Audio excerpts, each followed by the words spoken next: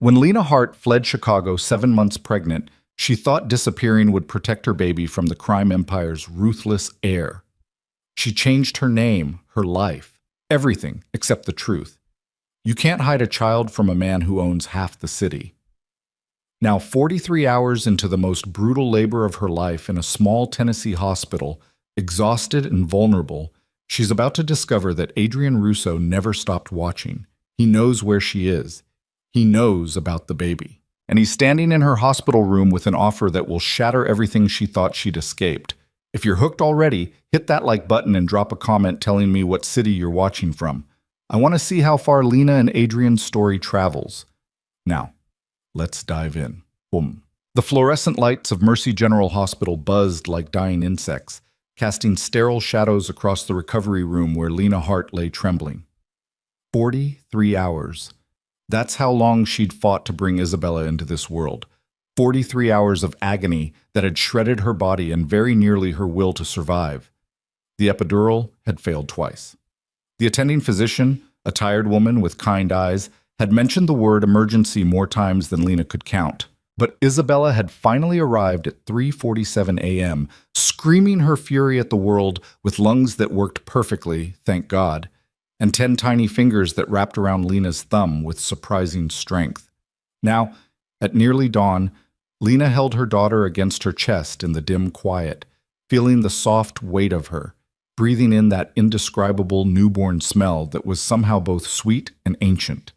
Isabella's dark hair, so much of it, crowned her small head in soft waves. Her eyes, when they'd briefly opened, had been that deep slate blue that all babies had. But Lena had seen something else there too. Something that made her chest tighten with both love and an emotion she refused to name. She looked like him. Lena pushed the thought away viciously, the way she'd been doing for 7 months, 2 weeks, and 4 days. She'd gotten good at it, the forgetting, the denying, the rewriting of her own history. She had to be. Survival demanded it. Outside her window, Knoxville was beginning to wake. She could hear the distant rumble of early morning traffic on I-40, the chirp of birds in the trees that lined the hospital's parking lot, the hydraulic sigh of a delivery truck somewhere below. Normal sounds, safe sounds, sounds that had nothing to do with Chicago, with the life she'd abandoned, with the man she'd loved and feared in equal measure. Adrien Russo. Even thinking his name felt dangerous, like speaking a curse aloud in the dark. So she didn't. Instead, she focused on Isabella, on the miracle of her, on the impossible fact that this perfect creature had somehow been created from such complicated, damaged parts. "You're safe now," Lena whispered, her voice hoarse from screaming during labor. "I promise you. Whatever it takes, you're safe." The door to her room was closed. She'd made sure of that, had asked the night nurse, a sweet woman named Patricia, to please keep it shut. No visitors, no exceptions. Patricia had agreed with the weary sympathy of someone who'd seen too many young mothers alone in recovery, who knew better than to ask questions that wouldn't be answered. Lena shifted slightly in the bed, wincing as pain radiated from the surgical incision low on her abdomen. Emergency C-section, finally, after Isabella's heart rate had dropped during hour 41. The obstetrician had moved fast, explaining in calm, rapid sentences about fetal distress and necessary intervention, and Lena had simply nodded, beyond caring about anything except getting her baby out safely. She'd made it. They'd made it. 7 months of running, of working double shifts at a diner where nobody asked about her past, of sleeping in a studio apartment above a Vietnamese restaurant where the smell of pho perpetually seeped through the floorboards. All of it had led to this moment. Mother and daughter, together, alive, anonymous. The name on her hospital bracelet read Lena Mitchell, not Hart, which had been her mother's maiden name and the identity she'd assumed when she first fled Chicago. Not her real surname, which she'd buried so deep she sometimes forgot it herself. Mitchell was her third reinvention, chosen because it was common enough to disappear into, forgettable enough that no one would look twice. She'd paid cash for everything. Prenatal visits at a community clinic that served undocumented immigrants and runaways. The fake ID she'd bought from a guy her coworker knew, someone who specialized in fresh starts and didn't ask why you needed one. Even the hospital deposit. She'd scraped together $3,000 over 6 months, keeping it in an envelope under her mattress because banks required social security numbers and paper trails. Paper trails led to Chicago, to the Russo family, to Adrien, to the man whose child now slept against her heart. Lena closed her eyes, letting exhaustion wash over her. The painkillers they'd given her made everything soft around the edges, like she was watching the world through gauze. She could sleep now. Patricia had promised to bring Isabella to the nursery for a few hours. Let Lena recover, but Lena had refused. She wasn't letting this baby out of her sight. Not now, not ever. The room's darkness was just beginning to gray with approaching dawn when Lena heard it, a sound so subtle she almost dismissed it as imagination. The soft click of a door opening, the whisper of expensive shoes on linoleum. Her eyes snapped open. A man stood just inside her hospital room, silent as a shadow, backlit by the hallway's fluorescent glow. Tall, broad-shouldered, wearing a suit that probably cost more than she'd earned in 6 months of slinging hash at the diner. His face was in shadow, but Lena didn't need to see it. She knew. She'd know him anywhere. Her body went rigid with recognition and terror.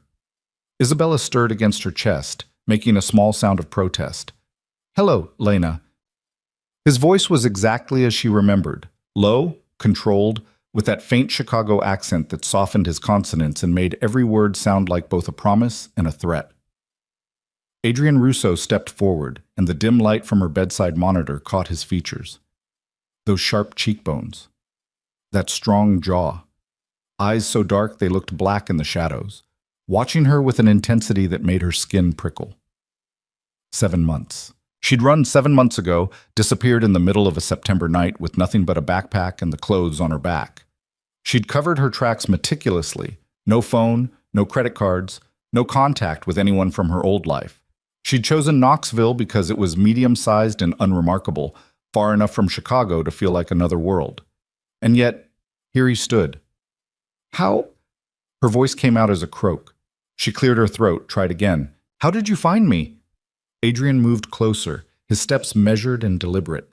He looked different than she remembered. Harder, maybe. There were lines around his eyes that hadn't been there before. A tightness to his jaw that spoke of sleepless nights and grinding tension.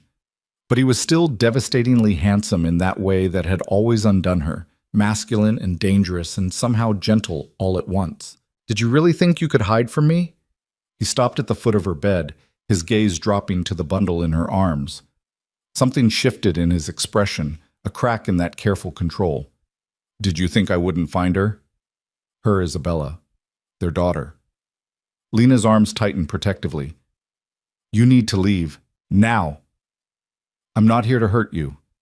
Adrien's voice was soft, almost wounded. "I've never wanted to hurt you, Lena. You know that." "I know what you are," she shot back, her fear crystallizing into anger. "I know what your family does, what you do. That's why I left." "You left because you were scared." He moved around the side of the bed, and despite herself, despite everything, Lena's breath caught. He was so close now she could smell his cologne, that same cedar and bergamot scent that used to cling to his shirts when she wore them in the morning. "You found out you were pregnant and you ran because you thought I'd... what? Force you into something? Hurt the baby?" "Your father tried to have my brother killed over a gambling debt," Lena said, her voice shaking. "Your uncle runs half the prostitution in Illinois. Your family's name is attached to more bodies than I can count. So yes, Adrien, I ran, and I'd do it again." She expected anger, expected the cold fury she'd seen flash in his eyes before, when someone challenged him or questioned his authority. Instead, he just looked tired. "My father is dead," Adrien said quietly. "Heart attack 3 months ago, and my uncle..." He paused, something dark passing over his face. "Vincent won't be hurting anyone anymore. I made sure of that." Lena stared at him, trying to process this information through the fog of exhaustion and medication. Dominic Russo, dead. She should feel relieved. The old man had been a monster. Everyone knew it. But all she felt was a creeping dread. "You're in charge now." It wasn't a question. "I am." Adrien's gaze returned to Isabella, and his entire expression softened in a way that made Lena's chest ache. "Can I see her, please?" "No." The word came out fiercer than she'd intended. You don't get to show up here, and her name is Isabella Grace Mitchell, Adrien interrupted, his voice still gentle but underlaid with something harder now. Born at 3:47 a.m., 7 pounds, 4 ounces. She has your nose and my hair. The delivery was complicated. They almost lost you both during hour 41. Your blood pressure spiked, and they performed an emergency cesarean. You refused an epidural at first, changed your mind at hour 23 when the pain became unbearable, but the anesthesiologist was in another surgery, and by the time they got to you, it was too late for it to take effect properly. Each detail hit Lena like a physical blow. He knew everything. The names she'd used, the hospital she'd chosen, every agonizing hour of her labor. Which meant, "You've been watching me." The words came out hollow. "This whole time."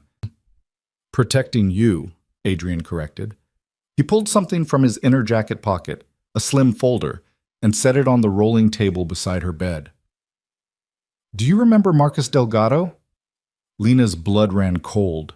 She remembered. A loan shark from her old neighborhood. Someone her idiot ex-boyfriend had borrowed money from before she'd been smart enough to leave him. Marcus had threatened her, months before she'd even met Adrien, promised he'd collect one way or another. "He found you in October," Adrien continued, his voice conversational now, like they were discussing the weather. "Followed you home from work one night. He was going to grab you in the parking lot, take you somewhere private to discuss payment methods." Lena's hands were shaking. She hadn't known, hadn't seen anyone following her. "He didn't touch you because I had men watching. They intercepted him 2 blocks from your apartment, convinced him that pursuing you further would be a terminal mistake." Adrien's dark eyes met hers. "He won't be bothering you again. He won't be bothering anyone." The implication hung in the air between them, heavy and undeniable. Lena wanted to feel horror, wanted to condemn him for the violence implicit in those words. But all she felt was a sick sort of relief. "There were others," Adrien said, opening the folder with careful fingers. Inside were photographs, documents, names she didn't recognize. "A registered sex offender who lived 2 floors below you. I had him evicted and ensured he understood that East Tennessee was no longer safe for him. Your landlord, who was planning to raise your rent beyond what you could afford, he suddenly came into some money and decided to renovate his other properties instead. The man who hit you with his car in November. That was an accident," Lena protested weakly. "He was drunk. 3 prior DUIs. He ran a stop sign and clipped your hip in a crosswalk." Adrien's jaw tightened. "You didn't report it because you were afraid of the attention. He drove away. I found him." Lena didn't ask what had happened to the driver. She wasn't sure she could handle knowing. "The clinic where you got your prenatal care was struggling financially," Adrien continued, his tone never varying from that calm, measured delivery. "I made an anonymous donation. Your coworker Sarah, the one with the sick kid, her son needed a bone marrow transplant. The hospital suddenly found a match. Your landlord's boiler broke in January, and you spent 3 nights in an apartment with no heat while you were 8 months pregnant. The next day, a new heating system was installed, building-wide." He was listing these things like they were simple facts, business transactions. But each one landed in Lena's chest like a stone, building weight, building pressure. "Stop," she whispered.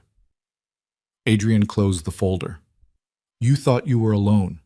You thought you were invisible. But I've been watching every moment, Lena, every single day, making sure you were safe, making sure you had what you needed, making sure that when this day came," his gaze dropped to Isabella again, and something raw and vulnerable flashed across his face. "When my daughter was born, you'd both survive it. She's not your daughter," Lena said, knowing it was a lie even as the words left her mouth. "You have no claim. I have every claim." Adrien's voice didn't rise, but the force behind it was unmistakable. "She's mine. You know it. I know it, and running won't change that."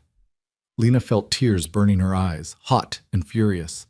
"What do you want, Adrien? Why are you here?" "I'm here because you're the mother of my child, and you just survived surgery. I'm here because for 7 months I've respected your need for distance, but that ends now." He reached into his jacket again, this time producing a small stack of papers. "I'm also here because we need to discuss the future." He set the papers on the table next to the folder, and Lena saw letterhead from a law firm, Chicago-based, prestigious, the kind of lawyers who defended senators and CEOs. What is this? Custody agreements? Financial arrangements? Protection details? Adrien's expression was unreadable. We can do this the easy way or we can make it complicated. Your choice. My choice? Lena's laugh was bitter and broken. You show up here, tell me you've been stalking me for months, and then present legal documents like we're negotiating a business deal? Would you prefer I take her? The question was soft, almost gentle, but the threat underneath was clear as crystal.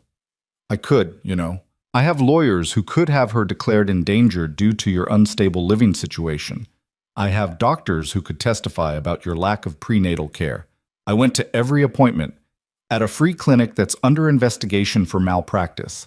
I have evidence of your multiple false identities, your flight across state lines, your pattern of deception. Adrien leaned forward slightly, his eyes never leaving hers. I could bury you in court, Lena. I could take Isabella today and you'd never see her again. Is that what you want? The tears spilled over now, tracking hot down Lena's cheeks. She hated him in that moment, hated him with a ferocity that shocked her. But she also knew he was telling the truth. The Russo family had judges in their pocket, prosecutors on payroll, enough money and influence to bend the law into whatever shape they needed. So what? She choked out. I sign your papers and become your mistress? Your captive? My wife. The words hung in the air between them, impossible and terrifying. Lena stared at him. What? Adrien straightened, reaching for the top document in the stack. Marriage license, already filled out. We need your signature. The ceremony is arranged for next week. Small, private, just family. You're insane. Lena's voice was rising now, verging on hysteria. I'm not marrying you. We haven't seen each other in 7 months, Adrien. You can't just... I can, and I will. His voice remained calm, implacable. Isabella deserves her father's name. She deserves the protection that comes with being a Russo. And you... Something softened in his expression, just for a moment. You deserve better than running, better than hiding, better than working yourself to death in some diner, living in fear that someone from your past will find you. Someone did find me, Lena shot back. You. Because I never stopped looking. Adrien moved closer, and before Lena could pull away, he reached out and gently, carefully, brushed a strand of sweat-dampened hair back from her forehead. The gesture was so tender, it made her throat close. 7 months, Lena. 7 months of wondering if you were safe, if you were eating enough, if you were getting proper medical care. 7 months of tracking you from a distance because I knew if I got too close, you'd run again. Do you have any idea what that was like?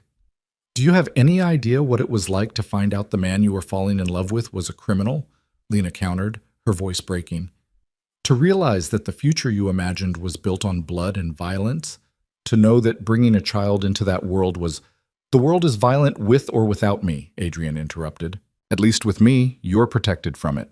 At least with me, Isabella will never know hunger or fear or danger. She'll know her father is a monster. The words came out harsher than Lena had intended, and she saw Adrien flinch, actually flinch, like she'd struck him. Maybe, he said quietly. But she'll know her father loves her. She'll know he'd burn the world down before he let anyone hurt her. Can you say the same for what you were offering? Working minimum wage, moving from town to town every time you got scared? What kind of life is that? Lena wanted to argue, wanted to defend the life she'd been building, but the truth was she couldn't. She'd been living in constant fear, one paycheck from homelessness, one background check away from exposure. She told herself it was enough, that love would compensate for everything they'd lack. But now, holding Isabella, she wasn't so sure. I need time, she finally said, to think. You have until morning. Adrien checked his watch, a Rolex that probably cost more than her car. I've arranged for your discharge at 9 a.m. A car will be waiting. You can come willingly, or... He let the sentence trail off, the unspoken threat clear. Or you'll take her anyway. Lena's voice was hollow. I'll do what I have to do to protect my daughter, just like you did. His expression softened again, and he bent down, bringing his face level with Isabella's. For a long moment, he just looked at her, and Lena saw something crack in his carefully maintained facade. When he spoke again, his voice was rough with emotion. She's perfect. Thank you. For keeping her safe. for bringing her into this world. Then he was moving toward the door, his footsteps as silent as when he'd entered. Adrien, wait! He paused, hand on the doorframe, looking back over his shoulder. The papers, Lena said weakly. I need to read them. I need to understand. My lawyer's number is on the cover sheet. Call him if you have questions. Adrien's expression was unreadable again, that mask of control sliding back into place. But Lena, the outcome doesn't change. One way or another, you're coming home. The only variable is whether you fight me or accept what's inevitable. Nothing's inevitable, she whispered. No? He smiled then, and it was sad and knowing and absolutely certain.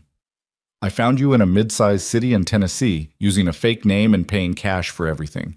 I know what time you get up in the morning, what you eat for breakfast, that you hum old jazz songs when you think no one's listening. I know you're afraid of thunderstorms and that you sleep on the left side of the bed and that you cried the first time you felt her kick. Each detail was another nail in the coffin of her illusions. He'd been watching, not just protecting, watching, learning her, tracking every moment of her life like she was a case study, an asset to be managed. I know you, Lena, Adrien continued, his voice dropping to something almost gentle, maybe better than you know yourself. So yes, some things are inevitable, and this, us, together, raising our daughter, this was always inevitable. You can hate me for it if you need to, but you can't change it. He left then, pulling the door closed behind him with that same soft click, and Lena was alone again in the pre-dawn darkness with her daughter and her terror and the crushing weight of impossible choices. She looked down at Isabella, who had slept through the entire encounter, oblivious to the way her existence had just irrevocably altered the course of her mother's life. I'm sorry, Lena whispered, pressing her lips to Isabella's soft hair. I'm so sorry, baby girl. I thought I could keep you safe. I thought I could give you a normal life. But normal was a luxury people like her, people connected to people like Adrien, didn't get. She'd known it 7 months ago when she'd run.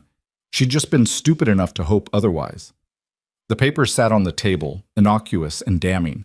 Lena reached for them with shaking hands, began to read by the dim light of the bedside monitor. Marriage license, prenuptial agreement. She laughed bitterly at that. What did she have that he could possibly want except the child they'd already created? Custody arrangement that granted him primary rights with generous visitation for her, unless she agreed to the marriage, in which case they'd share full custody. Financial settlement that made her head spin. Monthly allowance, trust fund for Isabella, property in her name. It was all there. A golden cage, beautifully appointed and absolutely inescapable. She read until the sun came up, until Patricia knocked softly and asked if she needed anything, until the morning shift nurse came to check her vitals and clucked sympathetically about the dark circles under her eyes. Rough night, honey? The nurse asked. Lena almost laughed. You could say that. Well, that beautiful baby of yours is sleeping like an angel. You should try to get some rest while she's down. But Lena couldn't sleep, could barely breathe, because in 3 hours, a car would arrive. In 3 hours, her time would be up. And she still didn't know what she was going to do. The choice should have been simple. Run. Take Isabella and disappear again, farther this time, somewhere Adrien couldn't find her. Canada, maybe. Mexico. Somewhere his reach didn't extend.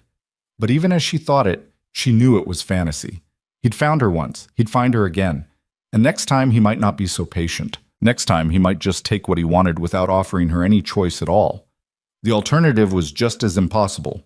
Marry him, return to Chicago, step into the world she'd fled, become the wife of a crime boss, raise her daughter surrounded by violence and corruption and blood money. Both choices were terrible. Both led to versions of the future that made her sick with dread. But only one kept her daughter safe. Only one ensured that Isabella would never want for anything, never face the kind of danger that had stalked Lena her entire life. Never know what it was like to go to bed hungry or wake up afraid. At 8:45, Patricia came back with discharge papers and a wheelchair. Ready to go home, Mama? Lena looked down at Isabella, who just finished nursing and was making those small, snuffling sounds that newborns make when they're content. She thought about the studio apartment in Knoxville, the one she'd never see again. She thought about the diner where she'd worked, about Sarah and the other waitresses who'd become her friends. She thought about the life she'd been building, small and precarious but hers. Then she thought about Adrien's eyes when he'd looked at their daughter, the crack in his armor, the raw need there. "Yeah," Lena said quietly, signing the papers with a hand that barely shook. "I'm ready." The nurse smiled. "Someone picking you up? You shouldn't drive after surgery." "Someone's coming." Lena's voice sounded distant to her own ears, like it was coming from underwater. "He should be here any minute." And he was. At precisely 9 a.m., as Lena was being wheeled through the hospital's main entrance, a black Mercedes pulled up to the curb. The back door opened and Adrien stepped out. He wasn't alone. A woman emerged from the passenger seat, older, elegant, with silver-streaked dark hair and Adrien's same sharp cheekbones. She moved with the confidence of someone who'd never questioned her place in the world, her designer coat swirling around her in the morning breeze. "Mama," Adrien said, and there was warning in his voice. The woman, his mother, Lena realized with a jolt, ignored him completely. She walked straight to Lena, looked down at Isabella, with an expression that was equal parts fierce and tender. "So," she said, her accent thick with Italian inflections. "This is my granddaughter." Lena clutched Isabella tighter. "Mrs. Russo." "Caterina," the woman corrected. "We're family now. No need for formalities." She reached out, and before Lena could stop her, she touched Isabella's cheek with one gentle finger. "Bella bambina." Beautiful, like her mother. Lena didn't know what to say to that. Didn't know how to navigate this moment, this surreal tableau of her old life crashing into her new one. "The car's ready," Adrien said quietly. "We should go." "Give her a moment," Caterina said sharply. "She just had surgery, Adrien. Have some consideration." For just a second, Lena saw Adrien's face do something complicated, annoyance and affection, and a kind of weary resignation that came from years of battling this woman and losing. "I'll help you into the car," he said to Lena, his voice softer now. "Take your time." Patricia had stepped back, giving them privacy, but Lena could feel her curious gaze, could feel the weight of judgment. Was this man good or bad, safe or dangerous? Should the nurse intervene? Lena stood slowly, wincing as the movement pulled at her incision. Adrien was there immediately, his hand under her elbow, supporting her weight with a gentleness that felt at odds with everything she knew about him. "Easy," he murmured. "I've got you." She wanted to pull away, wanted to refuse his help out of pure spite. But her body was weak and hurting, and Isabella was a solid weight in her arms, and the truth was she needed him right now. So she let him guide her to the car. Let Caterina fuss over Isabella, cooing in Italian. Let herself sink into the soft leather of the back seat, while Adrien carefully fastened a car seat. When had he gotten a car seat? And placed their daughter in it with hands that shook slightly. "Where are we going?" Lena asked as the car pulled away from the hospital. Adrien settled into the seat beside her, leaving careful space between them. "Airport. Private plane back to Chicago. I have a doctor on standby at the house to check you both over." "I haven't agreed to anything," Lena said, but her voice lacked conviction. "I know." Adrien turned to look at her, and his expression was complicated. Part triumph, part relief, part something that looked almost like grief. "But you're here. You're in this car. That's enough for now." Caterina turned around from the front seat, her dark eyes, so like her son's, fixed on Lena with unsettling intensity. "You ran because you were afraid. That's understandable. But you're not running anymore, yes? For the baby's sake." It wasn't really a question, more like a command dressed up in maternal concern. "I don't know what I'm doing," Lena admitted, her exhaustion finally overwhelming her defenses. "I don't know how to do this." "You do what mothers have always done," Caterina said simply. "You protect your child. You give her the best life possible. Everything else—" She waved a hand dismissively. "Everything else we figure out." The ride to the airport took 20 minutes. Lena stared out the window, watching Knoxville slide past. The city she'd thought would be her sanctuary, the place where she'd planned to raise Isabella in anonymous safety. She'd been so naive, so stupid. The private plane was exactly what she'd expected, luxurious to the point of absurdity, all cream leather and polished wood. A flight attendant greeted them with professional courtesy, took one look at Isabella, and immediately produced blankets and pillows, creating a makeshift bassinet. "We'll be in Chicago in under 2 hours," Adrien said, settling into the seat across from Lena. "Try to rest." But Lena couldn't rest, could only watch Adrien watch their daughter, that expression of raw wonder never quite leaving his face. "You really didn't know?" she asked quietly, once the plane had leveled off and Katerina had moved to the front to give them privacy. "Before I left. You didn't know I was pregnant?" Adrien's jaw tightened. "No. You disappeared so completely, so quickly. I thought maybe you'd found someone else. Thought maybe I'd misread what we had." His eyes met hers. "It took me 3 weeks to track you to Tennessee. Another week to confirm you were pregnant. By then, you were already settled, already building a life. I thought—" He stopped, swallowed hard. "I thought maybe it was better to let you have those months. Let you prepare. Let you—" "Let me what?" "Realize you couldn't do it alone." The words were brutal in their honesty. "I know how that sounds. But Lena, you were working 60-hour weeks at a diner, living in a building with no heat, eating 1 meal a day to save money. You think I didn't see? You think I didn't want to step in sooner?" "So you waited," Lena said slowly, understanding dawning. "Until I was at my most vulnerable, until I'd just given birth, until I had no choice. Until you'd understand that I'm not the enemy." Adrien leaned forward, his elbows on his knees. "I love you. I've loved you since that first night when you told me my taste in wine was pretentious and my jokes were terrible. I loved you when you left. I loved you every day you were gone.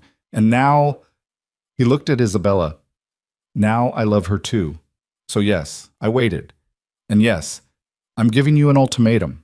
But not because I want to control you, because I can't lose you, either of you."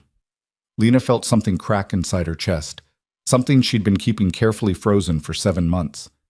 "You can't just love away the things your family does," she whispered. "You can't just ignore what you are." "I'm not ignoring anything," Adrien said. "I'm changing it. My father ran the business on fear and violence. I'm rebuilding it on loyalty and strategy. It'll take time, maybe years. But I'm not him, Lena. I'm not asking you to accept my father's empire. I'm asking you to help me build something different." It was a pretty speech, maybe even a sincere one. But Lena had heard pretty speeches before from dangerous men who promised to change. Still, when she looked at Isabella sleeping peacefully in her makeshift bed, when she thought about the alternative, running forever, always afraid, always one step ahead of discovery, she knew she'd already made her choice, had made it the moment she'd gotten in this car. "One condition," she said. Adrien's eyes sharpened. "Name it. I want to see it. All of it. The business, the operations, everything. No more secrets, no more lies. If I'm going to be part of this, I need to know exactly what I'm part of." For a long moment, Adrien just looked at her. Then, slowly, he nodded. "Done. You'll have full transparency. I'll show you everything." "And if I don't like what I see," Lena asked, "if it's worse than I feared, then we'll cross that bridge when we come to it." Adrien extended his hand across the narrow aisle. "But you'll cross it with resources, with protection, with my name and everything that comes with it. Whatever you decide, Lena, you and Isabella will never be vulnerable again. That's my promise." Lena stared at his hand. It was a good hand, strong, scarred across the knuckles, capable of both violence and tenderness. The hand of a man who'd never backed down from anything in his life. She thought about her daughter, about the future she wanted for her versus the future she could actually provide, about love and safety and the impossible calculations mothers made every day. Then she reached out and took his hand. His fingers closed around hers, warm, solid, unshakable. "Okay," Lena breathed. "Okay." And just like that, the woman who ran became the woman who stopped running, at least for now. The Russo estate sat 40 minutes outside Chicago, nestled in the kind of privacy that only extreme wealth could buy. As the car wound through iron gates and up a tree-lined drive, Lena pressed her face to the window, taking in the sprawling grounds that would now be her prison, or her sanctuary. She hadn't decided which yet. The house itself was a study in contradictions. Old-world Italian architecture married to modern security systems. Cameras discreetly positioned at every angle, guards in suits trying to look like gardeners and failing. Beautiful and deadly, just like the man who owned it. Isabella had woken during the descent into Chicago, fussing until Lena nursed her, and now she slept again with that boneless trust that newborns had. Complete faith that the world would keep her safe. Lena envied her that innocence. "Home," Katerina announced as the car rolled to a stop before massive oak doors. "Finally, my granddaughter comes home." The way she said it, "my granddaughter," made Lena's spine stiffen. But before she could formulate a response, Adrien was opening her door, extending his hand to help her out. "Careful," he murmured. "The steps are uneven." She wanted to refuse his help again, but her body was still weak, still healing, and pride seemed like a luxury she couldn't afford. So she took his hand and let him guide her up the stone steps, through doors that swung open to reveal a foyer that could have housed her entire Knoxville apartment. Marble floors, a chandelier that probably cost more than a car, paintings on the walls that looked old and important and utterly intimidating. This was the world she'd run from, the life she'd rejected, and now she was standing in its heart, holding the baby who made escape impossible. Mrs. Russo. A woman appeared from a side hallway, 50s, kind-faced, wearing an apron that suggested she worked here. "Welcome home. I'm Maria, the housekeeper. Mr. Russo asked me to prepare the nursery and the primary suite." "The primary suite," Lena repeated, looking at Adrien. "Your room." "Our room," he corrected, "unless you'd prefer separate accommodations. I can arrange that." It was a test. Lena could feel it. Accept the shared room and acknowledge the intimacy he was claiming, or refuse and create distance that would only delay the inevitable. "Separate," she said, meeting his eyes. "For now." Something flickered across Adrien's face. Disappointment maybe, or frustration, but he nodded. "The West Wing has a suite with an adjoining nursery. Maria, have someone move the crib." "Already done, sir." Maria smiled at Lena, genuine warmth in her expression. "I took the liberty when Mr. Russo called ahead. Thought you might appreciate some space while you recover." Lena could have kissed her. Instead, she managed a tired smile. "Thank you. Thank you. Let me show you up." Maria gestured toward a sweeping staircase. "The doctor is waiting to examine you and the baby. Mr. Russo was very specific about making sure you both received immediate care." Of course he was. Adrien was nothing if not thorough, planning every detail with the same precision he probably used to plan whatever dark business kept the Russo empire running. The suite was beautiful. There was no denying that. Cream walls, soft lighting, a bed that looked like you could drown in it. French doors opened onto a balcony overlooking gardens that stretched toward a distant tree line. The adjoining nursery had been decorated with obvious care. Soft blues and whites, a crib that looked antique and expensive, shelves already stocked with supplies Lena hadn't bought and couldn't have afforded. A middle-aged man stood by the window, medical bag in hand. He turned as they entered, offering a professional smile. "Mrs. Russo, I'm Dr. Soren. Mr. Russo has asked me to conduct a thorough examination." "It's Mitchell," Lena said automatically. "Lena Mitchell." "Lena Russo," Adrien corrected from the doorway. "Or will be, by the end of the week." Their eyes met across the room, and Lena saw the steel underneath his careful courtesy. He wasn't asking, wasn't negotiating. The wedding would happen whether she signed the papers willingly or not. "Let's just get this over with," Lena said, sinking onto the edge of the bed. Her incision was throbbing, and exhaustion was making her head swim. "Doctor." Soren was gentle and efficient, checking her vitals, examining the surgical site, asking questions about pain levels and bleeding. Then he turned his attention to Isabella, measuring and weighing her with practiced hands while making soft cooing sounds that seemed incongruous coming from a man who probably treated gunshot wounds as often as he delivered babies. "She's perfect," he announced finally. 7 pounds, 5 ounces now, she's already gaining weight. Good color, strong reflexes, no jaundice. "You're doing an excellent job, Mrs. He caught himself. "Miss Mitchell." "Thank you." Lena took Isabella back, cradling her protectively. "As for you," Dr. Soren continued, turning back to Lena, "the incision is healing well, but you need rest, real rest. No lifting anything heavier than the baby, no strenuous activity for at least 6 weeks. I'll leave pain medication and instructions with Maria. If you experience fever, increased bleeding, or any concerning symptoms, call me immediately." He handed Adrien a card, and Lena noticed the way Adrien studied it, committing the number to memory with that same intense focus he brought to everything. "I'll be checking in daily for the first week," Dr. Soren added. "After that, weekly until you're fully healed." Daily. Because, of course, Adrien would arrange for daily medical supervision. Nothing left to chance, nothing outside his control. When the doctor left, Maria tactfully disappeared as well, leaving Lena and Adrien alone for the first time since the hospital. The silence stretched between them, heavy with things unsaid. "You don't have to do this," Lena said finally. "Force me to marry you. You could just, I don't know, be a father without making me your wife." "I could," Adrien agreed, moving to lean against the doorframe. "But I won't.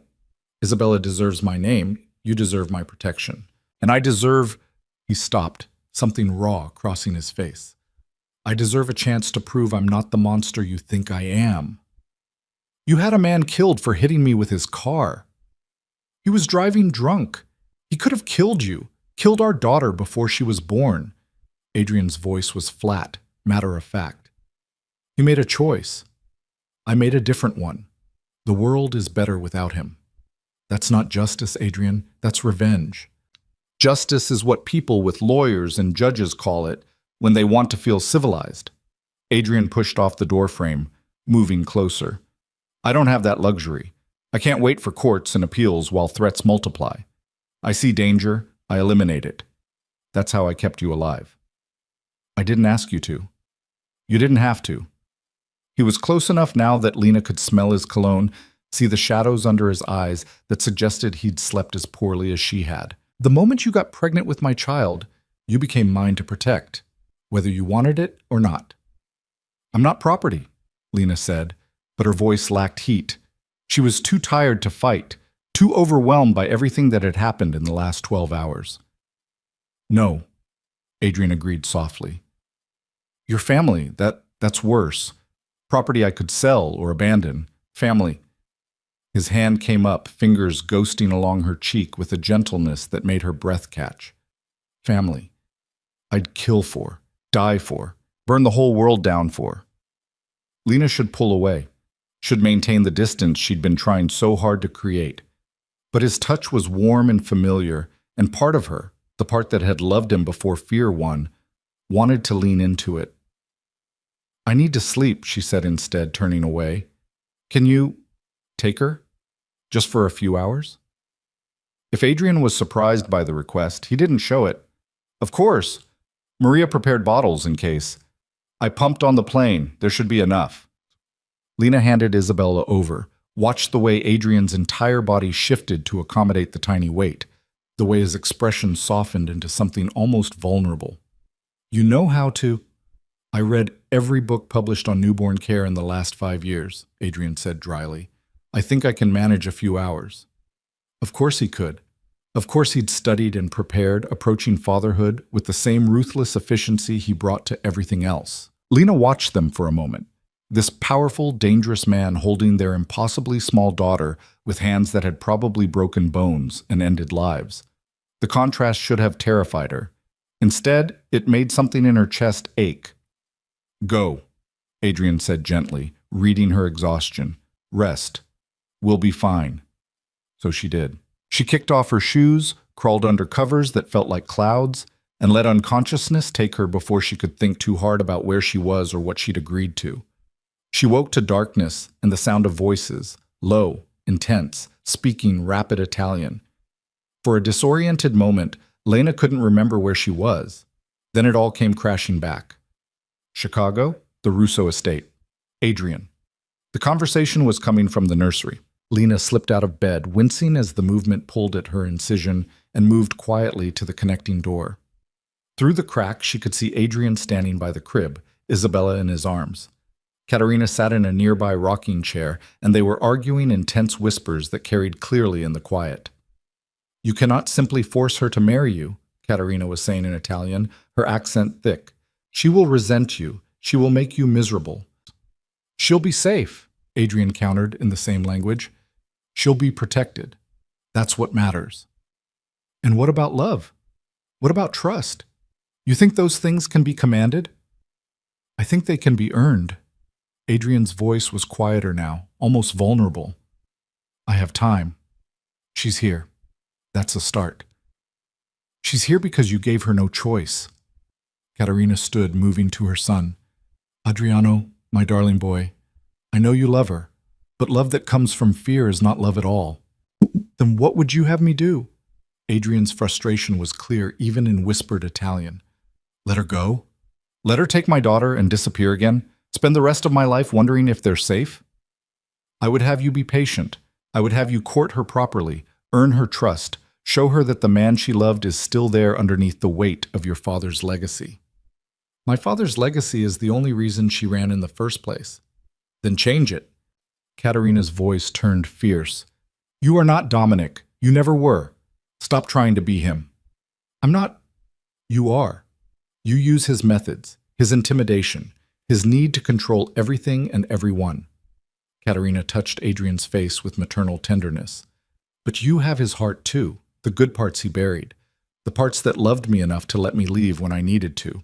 The parts that understood family was more than power.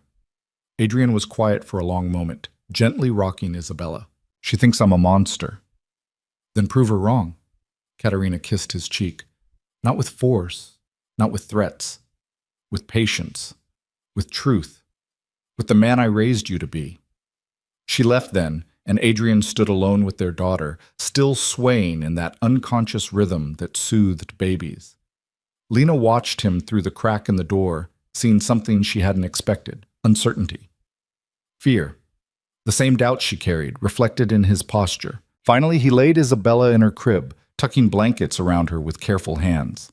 Then he turned toward Lena's room, and she barely had time to slip back into bed before he was opening the door. I know you're awake, Adrien said softly, moving to sit on the edge of her bed. You were listening. No point denying it. Your Italian is rusty. You mixed up the subjunctive tense twice. He actually laughed, a small, surprised sound. So you understood. Most of it. Lena sat up, pulling the covers around her. Your mother thinks you're making a mistake. My mother thinks I'm repeating my father's mistakes, Adrien corrected. She's not wrong. So change, Lena heard herself echo Caterina's words. You keep saying you're different from him. Prove it. How? Adrien's voice was raw. How do I prove that when everything I've done, following you, controlling you, threatening you, comes from the same place his worst impulses did? Fear of loss. Need for control. You could start by actually giving me a choice. Lena met his eyes in the darkness.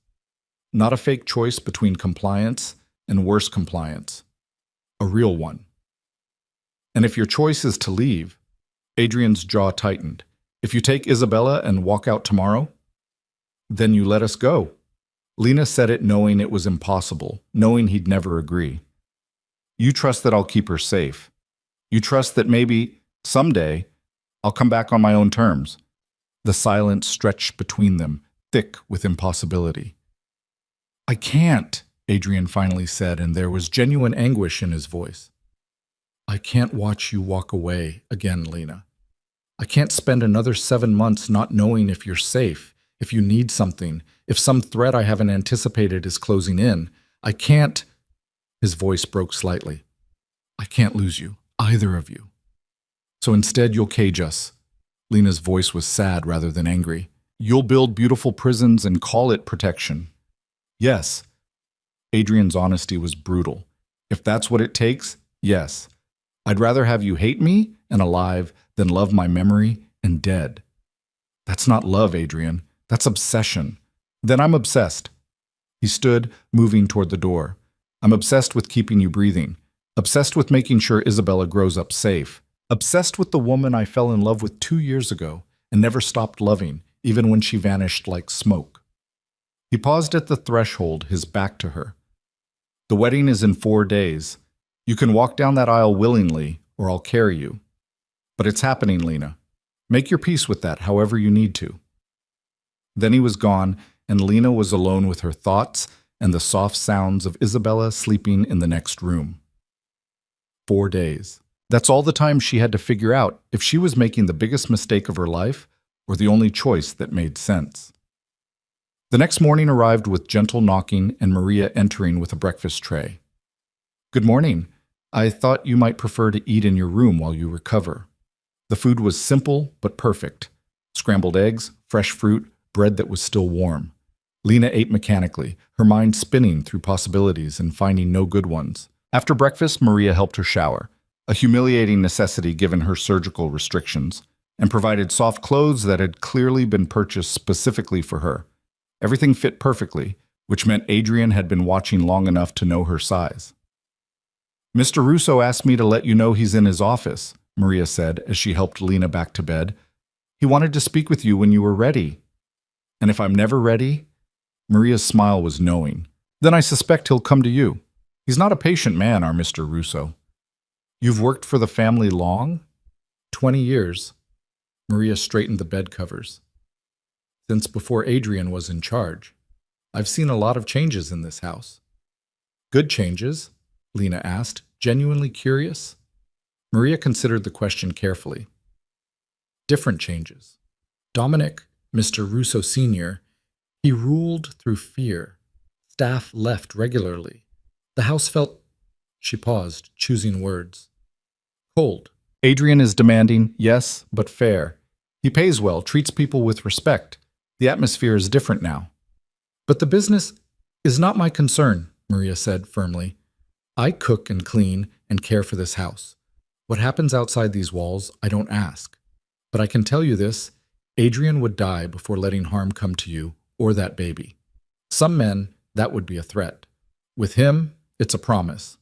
She left Lena to consider that distinction. By afternoon, Lena had fed Isabella twice and managed to walk to the balcony without feeling like she might pass out. The gardens below were extensive, manicured to perfection, with paths winding through sculpted hedges and flower beds that wouldn't bloom for months. A knock at her door revealed not Maria, but Katerina, carrying what looked like a wedding magazine. "May I?" she asked, gesturing to the sitting area near the balcony. Lena almost said no, but curiosity, or maybe just the need for female company that wasn't paid staff, made her nod. Katerina settled into a chair with practiced grace, setting the magazine aside. "So, you are angry with my son." "Shouldn't I be?" "Absolutely. He has handled this terribly."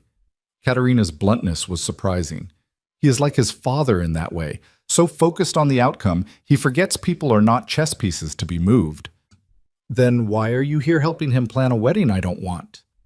"Because whether you want it or not, it is happening. And if it must happen, it should at least be beautiful." Katerina opened the magazine. "Also because I think you are not being entirely honest with yourself." Lena bristled. "About what?" "About what you want. What you feel." Katerina's dark eyes were knowing. "You loved my son once. Maybe you still do. But you are so busy being angry, rightfully, that you cannot see past it to what is also true." "And what's that?" "That he loves you. Desperately. Stupidly. In all the wrong ways and some of the right ones." Katerina leaned forward.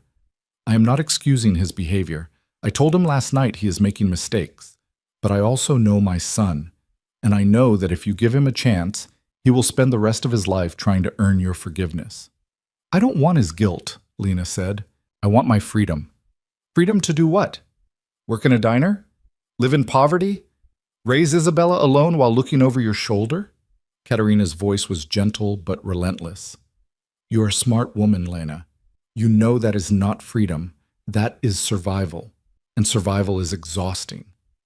Lena wanted to argue, but the truth was she was exhausted, had been exhausted for 7 months. The constant fear, the endless calculation of risk, the weight of responsibility for another life, it had been crushing her slowly. "He showed up in my hospital room," Lena said quietly. 12 hours after I gave birth. Told me he'd been watching me for months. Gave me ultimatums when I could barely stand. You call that love?" "I call that fear," Katerina corrected. "The same fear you felt when you ran. You were both afraid of each other, of the future, of failing to protect what you love. Fear makes us cruel, even when we mean to be kind." She pulled out a series of photos from the magazine, elegant dresses, simple flower arrangements. So here's my proposal. We plan a wedding. You choose everything: dress, flowers, music, guests. You make it yours. And in 4 days, you walk down an aisle and marry my son. And then what? Then you see. Katerina's smile was small but sincere. You see if the man who found you across 3 states and never stopped protecting you is worth the risk. You see if love can grow from complicated beginnings. You see if family, messy, imperfect, built on mistakes and second chances, is stronger than the freedom of being alone. It was a pretty speech. Lena wondered if Katerina had been practicing it. I need to see him, Lena said abruptly. Adrien, I need to talk to him about what happens after the wedding. Of course. Katerina stood gracefully. I will send him up. But Lena? She paused at the door. Remember, he is afraid too. Men just hide it differently. 20 minutes later, Adrien knocked softly before entering. He looked tired, Lena realized. Lines of stress around his eyes, shadows underneath that suggested he hadn't slept. You wanted to see me. Your mother said I could choose everything about the wedding. Lena watched his face carefully. Is that true? Or is it just another manipulation? It's true. Adrien moved to the chair Katerina had vacated. Whatever you want, guest list, venue, everything. I want it here. Small. Just family, your family, since I don't have any. Something flickered across Adrien's expression. Your brother is probably better off thinking I'm dead, Lena interrupted. Marcus was after him too. If he knows I'm alive, it puts him at risk. Marcus is dead, Adrien said flatly. Has been for 5 months. Your brother is safe. Lena absorbed this. Another person dead because of her connection to Adrien. She should feel horror. Instead, she just felt tired. After the wedding, she said, you promised me transparency. I want to see the business, all of it. Adrien's jaw tightened. Lena, you said no more secrets. You said you'd show me everything. She leaned forward, despite the pull on her incision. Were you lying? No, but some things, you don't need to see them. They'll give you nightmares. I've had nightmares for 7 months. Show me anyway. They stared at each other for a long moment, wills locked. Finally, Adrien nodded. After the wedding, I'll show you everything. But Lena, once you see it, you can't unsee it. There's no going back to comfortable ignorance. I stopped being comfortable the moment I realized I was pregnant with a crime boss's baby. Lena's smile was bitter. Show me the monster I'm marrying. Let me make an informed choice about whether to stay. You won't be allowed to leave. Adrien's voice was quiet but absolutely firm. I need you to understand that. You can see everything, know everything, hate everything. But you and Isabella will stay here, under my protection, forever. Then it's not really a choice, is it? No, Adrien agreed. It's not. But it's the best I can offer. Lena thought about his mother's words, about fear and love and the complicated space between them, about Isabella sleeping peacefully in the next room, oblivious to the negotiations happening over her future. Okay, she finally said, show me. After the wedding, show me who you really are. And then we'll see if this marriage is a beginning or just a very expensive prison sentence. Adrien stood, and for a moment she thought he might touch her, might close the distance between them. Instead, he just nodded. 4 days, Lena, and then no more running, for either of us. He left her alone with that promise, and Lena wondered if she'd just made a deal with the devil or finally stopped fighting the inevitable. The next 4 days passed in a blur of wedding preparations that felt surreal. Katerina was true to her word. Lena chose everything. A simple ivory dress that could be worn while still recovering from surgery. White roses, because anything more elaborate felt like a mockery. A ceremony in the estate's private chapel with just Katerina Maria and 2 of Adrien's most trusted men as witnesses. No bridesmaids, no elaborate reception, just vows that would bind her legally to a man she barely knew anymore, if she ever had. Adrien gave her space, appearing only to ask questions or sign documents, but Lena would catch glimpses of him with Isabella, holding her, talking to her in soft Italian, his entire face transforming into something gentle and unguarded. Those moments made her chest ache with complicated emotions she refused to name. On the morning of the wedding, Maria helped her dress while Isabella watched from her bassinet, those slate blue eyes tracking movement with increasing alertness. "You look beautiful," Maria said, fastening the last button. Lena looked at herself in the mirror. The dress was simple but elegant, accommodating her still healing body while making her look less like a prisoner and more like a bride. Her dark hair was loose, the way Adrien had always preferred it. "I look like I'm going to my execution," Lena muttered. "Or to your future." Maria's smile was knowing. Sometimes they're the same thing. The chapel was small and old, clearly original to the estate. Afternoon light filtered through stained glass, casting colored shadows across stone floors. Katerina sat in the front pew, holding Isabella, whose dark hair had been tamed into soft curls. And at the altar stood Adrien, wearing a suit that probably cost more than Lena's car, looking at her with an expression that was part triumph, part terror, and entirely overwhelming. No music played, no traditional processional. Lena just walked down the short aisle, her surgical incision pulling with each step until she stood beside the man who'd hunted her across 3 states and was now about to become her husband. The ceremony was brief. Simple vows that felt anything but simple. Adrien's hand shook slightly when he slid the ring onto her finger, a band of diamonds that caught the light and sparkled like shackles. "I do," Lena heard herself say, and meant it, and regretted it, and wondered if she'd ever stop feeling both simultaneously. "I do," Adrien repeated, his voice steady and sure. The priest, an old man who'd probably married Dominic and Katerina decades ago, smiled. "You may kiss your bride." Adrien's hand came up to cup her face, and Lena saw something complicated in his eyes, permission being asked even now. So she nodded, just slightly, and let him kiss her. It was gentle, reverent, nothing like the passionate, desperate kisses they'd shared 2 years ago when everything was new and possibility felt infinite. This was a promise and a warning and a question all at once. When they broke apart, Lena was shaking.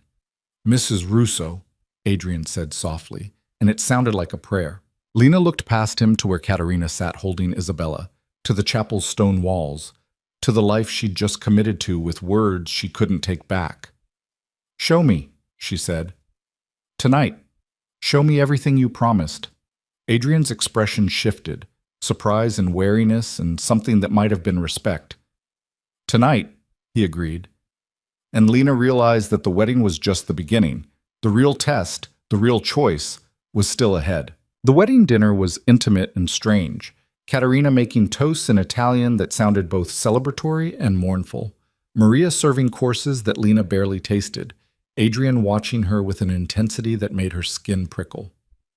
Isabella slept through most of it, oblivious to the fact that her parents had just legally bound themselves together in a ceremony that felt more like a business merger than a marriage. When the meal finally ended, Katerina kissed Lena's cheek and whispered, "Be patient with him, and with yourself." Then she took Isabella upstairs, leaving the newlyweds alone in the dining room with its heavy furniture and oppressive silence. Adrien stood, extending his hand. "Come with me." Lena looked at that outstretched hand, the same hand that had slid a ring onto her finger an hour ago, that had signed documents giving him legal claim to her and their daughter. She thought about refusing, but curiosity and the need to finally understand what she'd married into made her take it. His fingers closed around hers, warm and solid, and he led her through corridors she hadn't yet explored. The house was a maze of rooms and hallways, each turn revealing new evidence of wealth that made her old life feel impossibly distant. Finally, they reached a door that looked different from the others. Reinforced steel disguised as wood, with a keypad lock that Adrien shielded as he entered a code. "My office," he said, pushing it open. "The heart of everything I control." The room beyond was surprisingly sparse. A massive desk dominated one wall, multiple monitors arranged across its surface. Filing cabinets lined another wall, each drawer labeled with codes Lena didn't understand. The third wall was entirely glass, overlooking the estate's grounds and the city lights of Chicago glowing in the distance. Adrien moved to the desk, began pulling files from drawers with methodical precision. "You wanted transparency. Here it is." He spread documents across the desk's surface, financial records, shipping manifests, property deeds, names and numbers that meant nothing to Lena, but clearly represented something significant to Adrien's operation. "Start here," he said, pointing to a ledger. This tracks our legitimate businesses: restaurants, construction companies, waste management, all legal, all profitable, all providing cover and income for the family. Lena moved closer, scanning the numbers. The amounts were staggering, millions of dollars flowing through companies she'd never heard of, creating a network so complex it would take forensic accountants years to untangle. And the illegitimate businesses? She asked. Adrien's jaw tightened, but he pulled out another set of files. Here, gambling operations. We control most of the underground betting in the greater Chicago area. Protection services for businesses that prefer our security to police intervention. Import-export operations that sometimes involve goods that aren't strictly legal. Drugs? Lena's voice was flat. No. Adrien's response was immediate and firm. My father dealt in narcotics. I shut that down the day I took over. Too volatile, too many innocent casualties. I won't profit from addiction. How noble, Lena said, unable to keep the sarcasm from her voice. You only profit from gambling addiction and extortion. The businesses we protect pay willingly. We provide a service, security, dispute resolution, insurance against competitors who play dirty. Adrien's tone was defensive now. And the gambling is recreational, adults making choices. Adults you probably encourage to make bad choices. Yes. His honesty was brutal. I'm not claiming moral high ground, Lena. You wanted to see what I am. This is it. I run an empire built on vice and violence, kept in check by reputation and ruthlessness. I hurt people who threaten what's mine.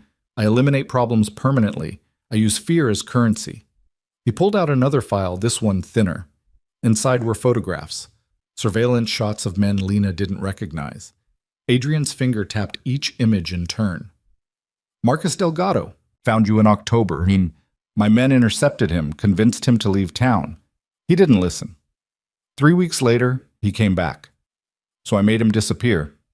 Adrien's voice was emotionless, reciting facts. The drunk driver from November.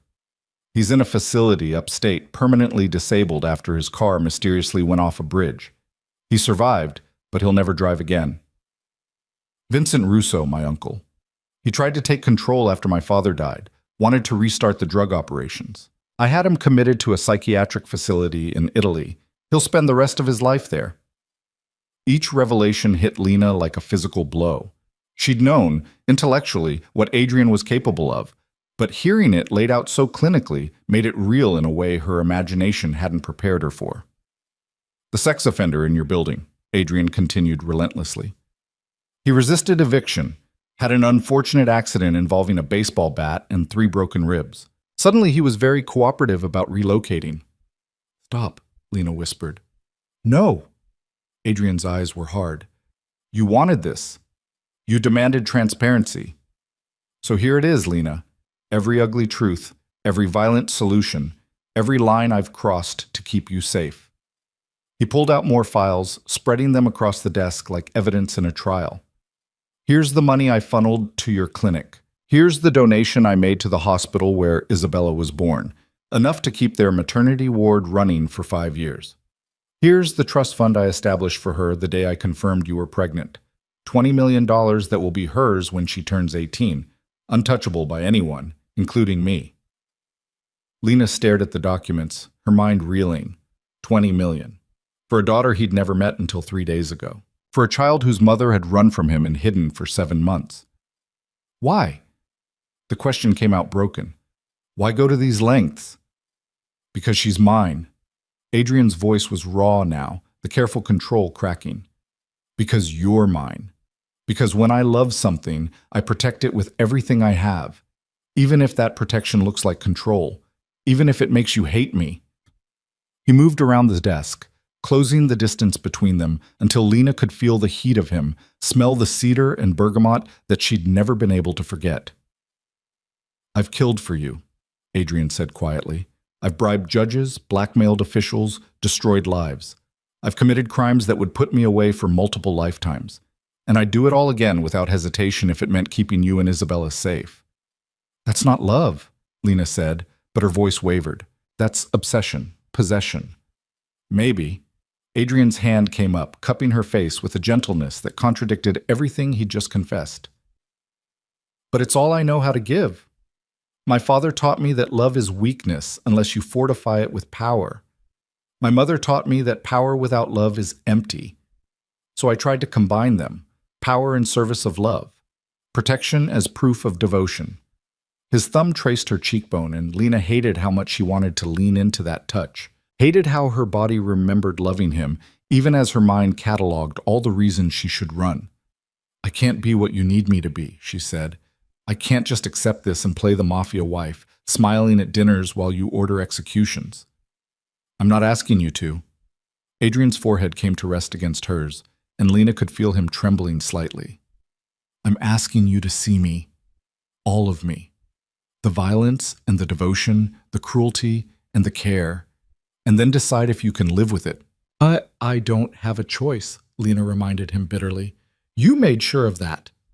You have more choice than you think. Adrien pulled back, his dark eyes searching hers. You can retreat into that suite upstairs and treat this as a transaction, safety for Isabella in exchange for your presence. You can maintain walls between us forever. I won't force intimacy beyond what the law requires. Or, Lena asked, because there was clearly an alternative he was offering. Or you can partner with me. Adrien's voice dropped lower. Really partner with me. See the business, understand it, help me transform it into something less toxic. My mother was right. I've been using my father's methods because they're what I know. But you could show me different ones. You could help me build something better. Lena laughed, the sound harsh and disbelieving. I'm supposed to redeem you? Reform the crime boss through the power of love? No. Adrien's response was sharp. I'm not asking for redemption. I'm asking for partnership. You're smart, Lena. You survived 7 months on your own with nothing but determination and cunning. You see angles I miss, possibilities I'm too jaded to imagine. Work with me. Help me transition the family businesses into legitimate enterprises. It'll take years, maybe decades, but it's possible. And in the meantime, Lena challenged, while we're slowly going legitimate, you still hurt people, still use violence to solve problems. Yes, Adrien didn't flinch from the truth. I won't lie to you, there will be blood on my hands for a long time, but there could be less of it. There could be purpose to it beyond just maintaining power, protection instead of expansion, defense instead of aggression. He was offering her a role, Lena realized, not just as his wife and Isabella's mother, but as someone with actual influence. It was manipulative and calculated and probably another trap, but it was also more honest than anything else he'd given her. I need to think, she said finally. This is too much, too fast. Take all the time you need. Adrien stepped back, giving her space. The office is yours whenever you want it. All the files, all the information. Nothing is hidden anymore. Lena looked around the room at the evidence of an empire built on calculated violence and careful planning. This was her husband's kingdom, and whether she liked it or not, it was now hers too. There's something else, Adrien said, moving to one of the monitors.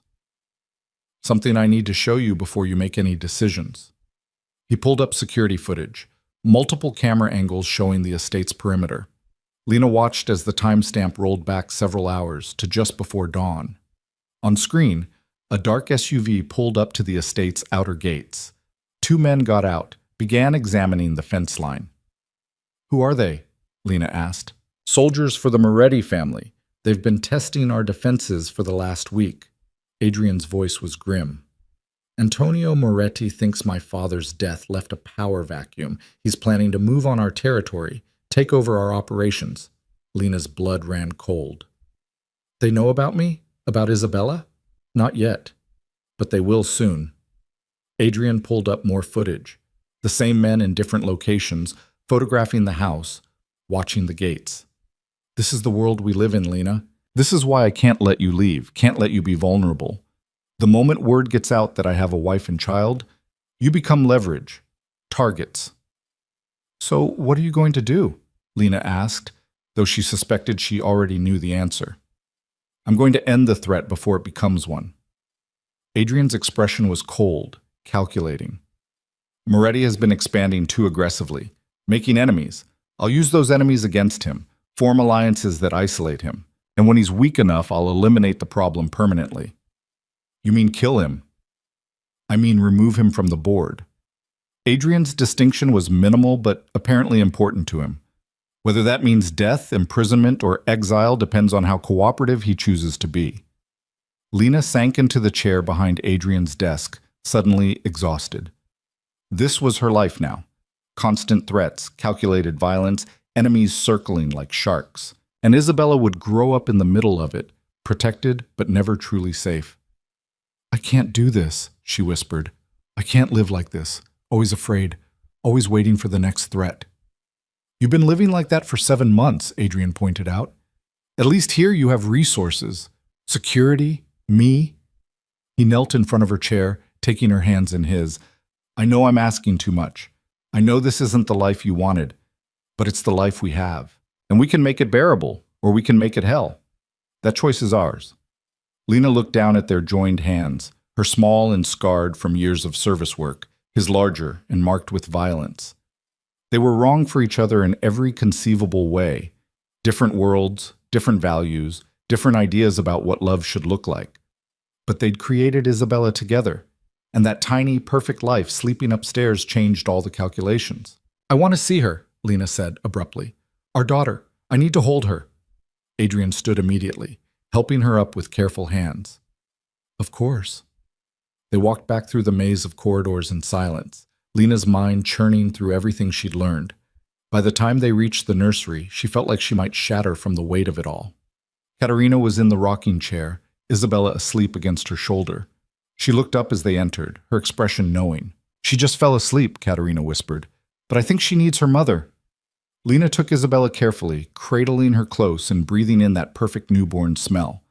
This was real. This was worth protecting, even if the protection came wrapped in violence and control. Leave us, Adrien said quietly to his mother. Please. Katerina nodded, kissing Isabella's head before slipping out. The door closed, leaving Lena and Adrien alone with their daughter in the soft glow of the nursery's nightlight. I used to imagine this, Adrien said softly, moving to stand beside Lena. Before you left, I'd picture coming home to find you with our child. Never thought it would happen like this. How did you think it would happen? Lena asked, still looking down at Isabella. I thought I'd have time. Time to prove I could be different from my father. Time to build something legitimate before bringing a family into it. Time to earn your trust instead of demanding it. Adrien's voice was rough with regret. But you ran. And I ran out of time. So here we are. Here we are, Lena echoed. She looked up at him, studying his face in the dim light. If I do this, if I try to partner with you, I need something in return. Name it. Power. The word felt dangerous on her tongue. Real power, not just the illusion of it. I want a voice in decisions that affect us. I want access to information. I want you to actually listen when I tell you something is wrong. Adrien was quiet for a long moment, then, done. But Lena, power comes with responsibility. If you're making decisions with me, you own the consequences of those decisions. You can't claim innocence if things go wrong. I stopped being innocent the day I fell in love with you, Lena said. I'll own my choices. Can you say the same? Yes. Adrien's answer was immediate. Every choice I've made has been deliberate. Every consequence is mine to carry. Lena shifted Isabella to one arm, using her free hand to touch Adrien's face. He went very still, like he was afraid any movement might make her pull away.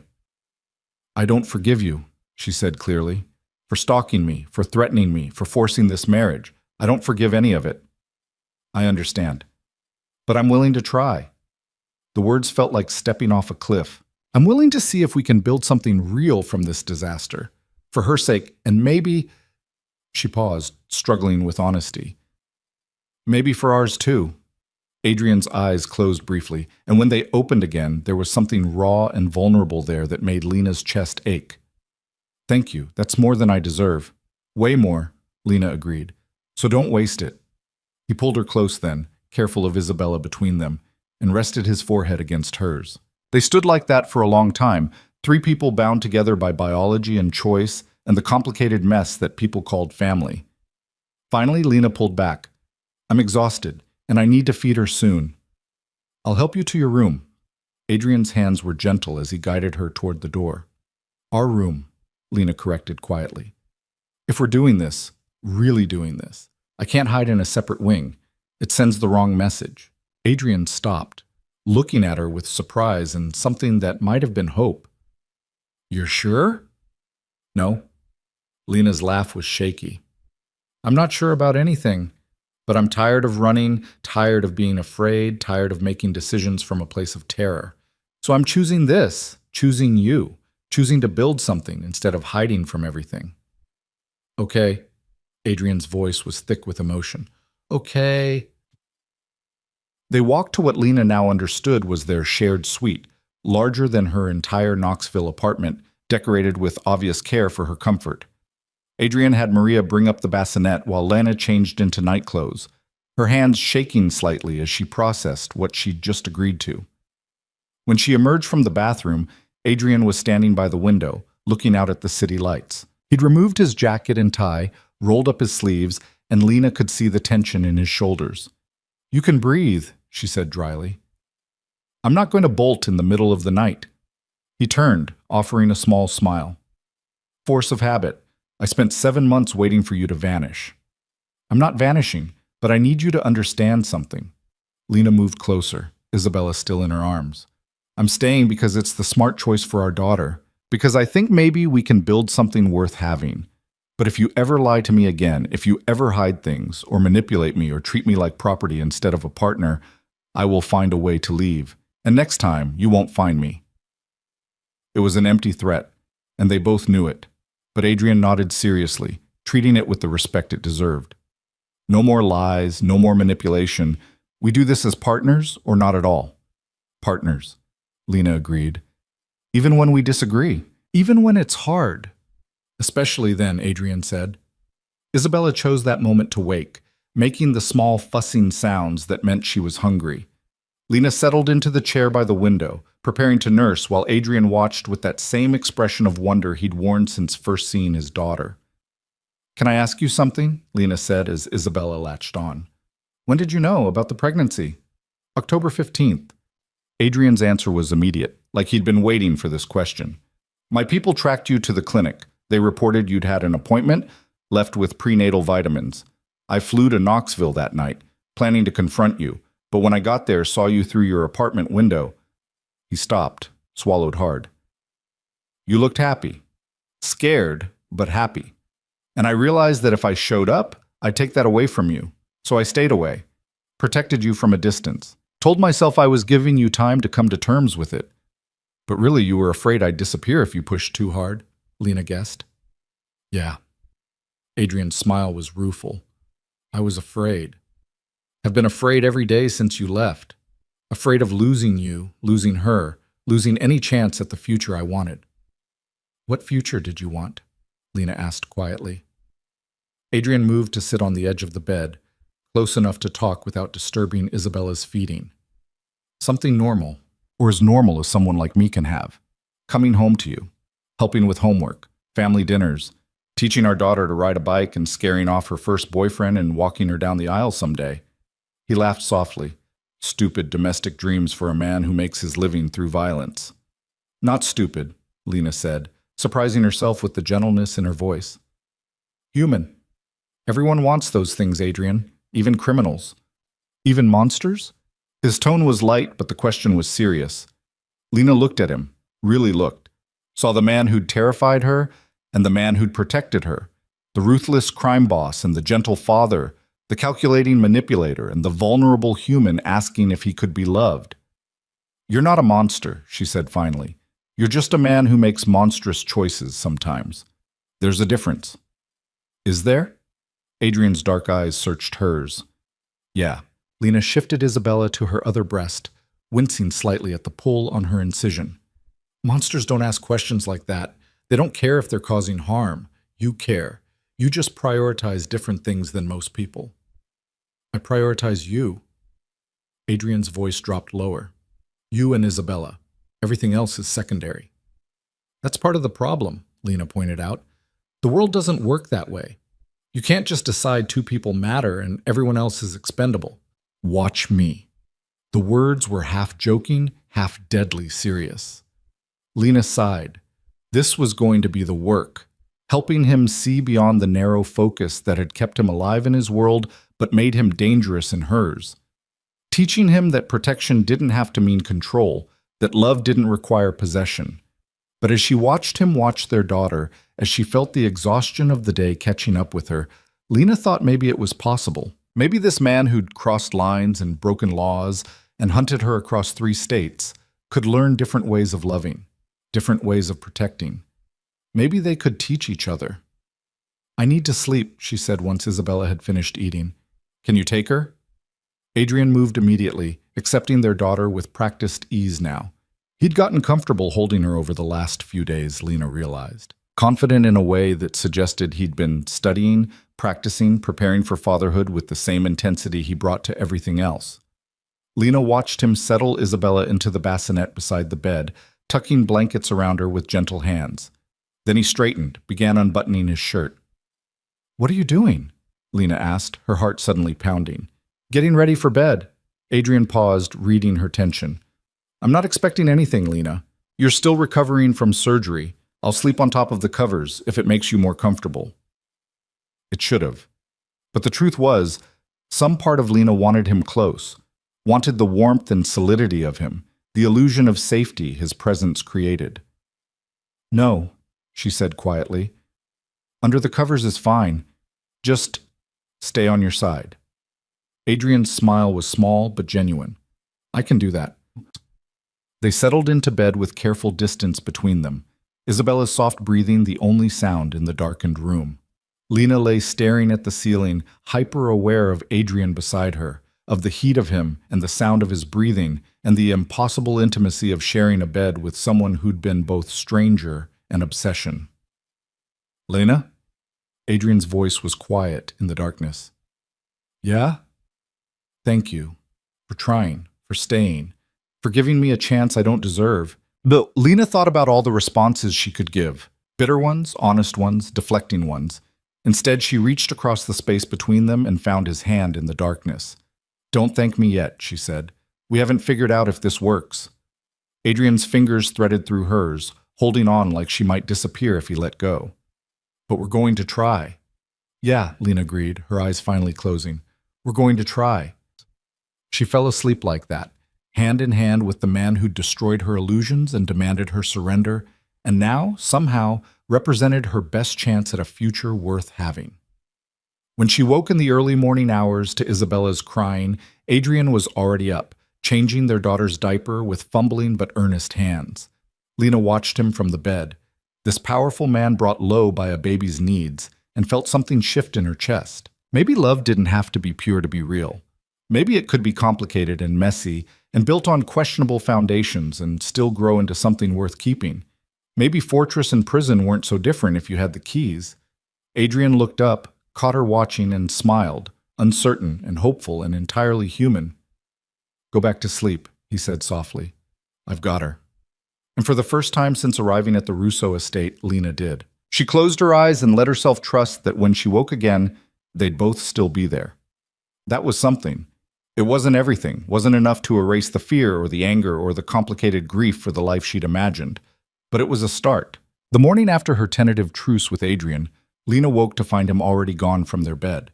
Isabella was still sleeping in her bassinet, tiny fists curled near her face, and for a moment Lena just watched her daughter breathe, marveling at the impossible fact of her existence. She found a note on Adrien's pillow, his handwriting precise and controlled even in this small intimacy. "Meeting with the Moretti situation. Back by noon. Call if you need anything. The number's in your phone." Her phone. Lena realized she hadn't seen it since the hospital, had assumed Adrien had confiscated it along with her freedom. But when she checked the nightstand, there it was, her old phone, charged and waiting. She picked it up, half expecting it to be locked or monitored, but it opened normally to her passcode.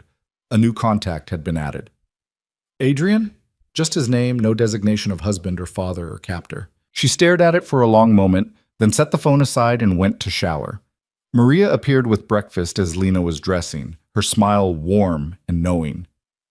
Mr. Russo asked me to tell you that his office is unlocked if you want to review any documents. He also said the estate is yours to explore, the grounds, the library, anywhere you'd like. Anywhere? Lena asked skeptically. Well, perhaps avoid the West Security Station. The men get uncomfortable when Mrs. Russo watches them work. Maria's eyes twinkled. But yes, anywhere else. This is your home now. Home. The word felt foreign applied to this fortress of wealth and secrets.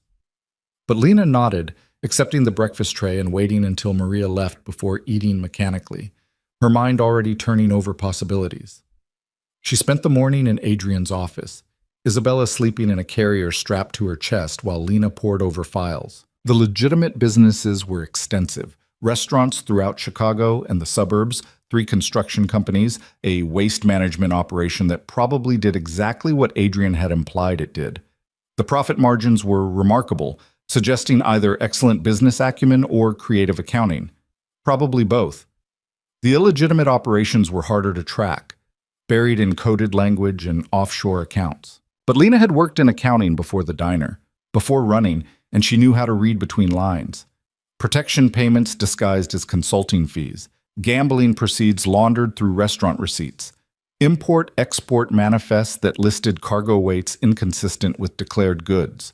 It was all there, just as Adrien had promised. No more secrets, no more comfortable ignorance. She was so absorbed in a particularly suspicious shipping record that she didn't hear footsteps until Adrien spoke from the doorway. Find anything interesting? Lena looked up, startled. He was still in his suit from the morning meeting, but his tie was loosened and there was tension in his shoulders that suggested the Moretti situation hadn't resolved easily. This import company, she said, pointing to the file. The manifests don't make sense. You're listing electronic shipments that weigh twice what they should. Adrien moved closer, looking over her shoulder. Good catch. Those manifests are deliberately inflated. We ship legitimate electronics, but we also ship cash. Payment from European contacts who prefer physical currency to wire transfers.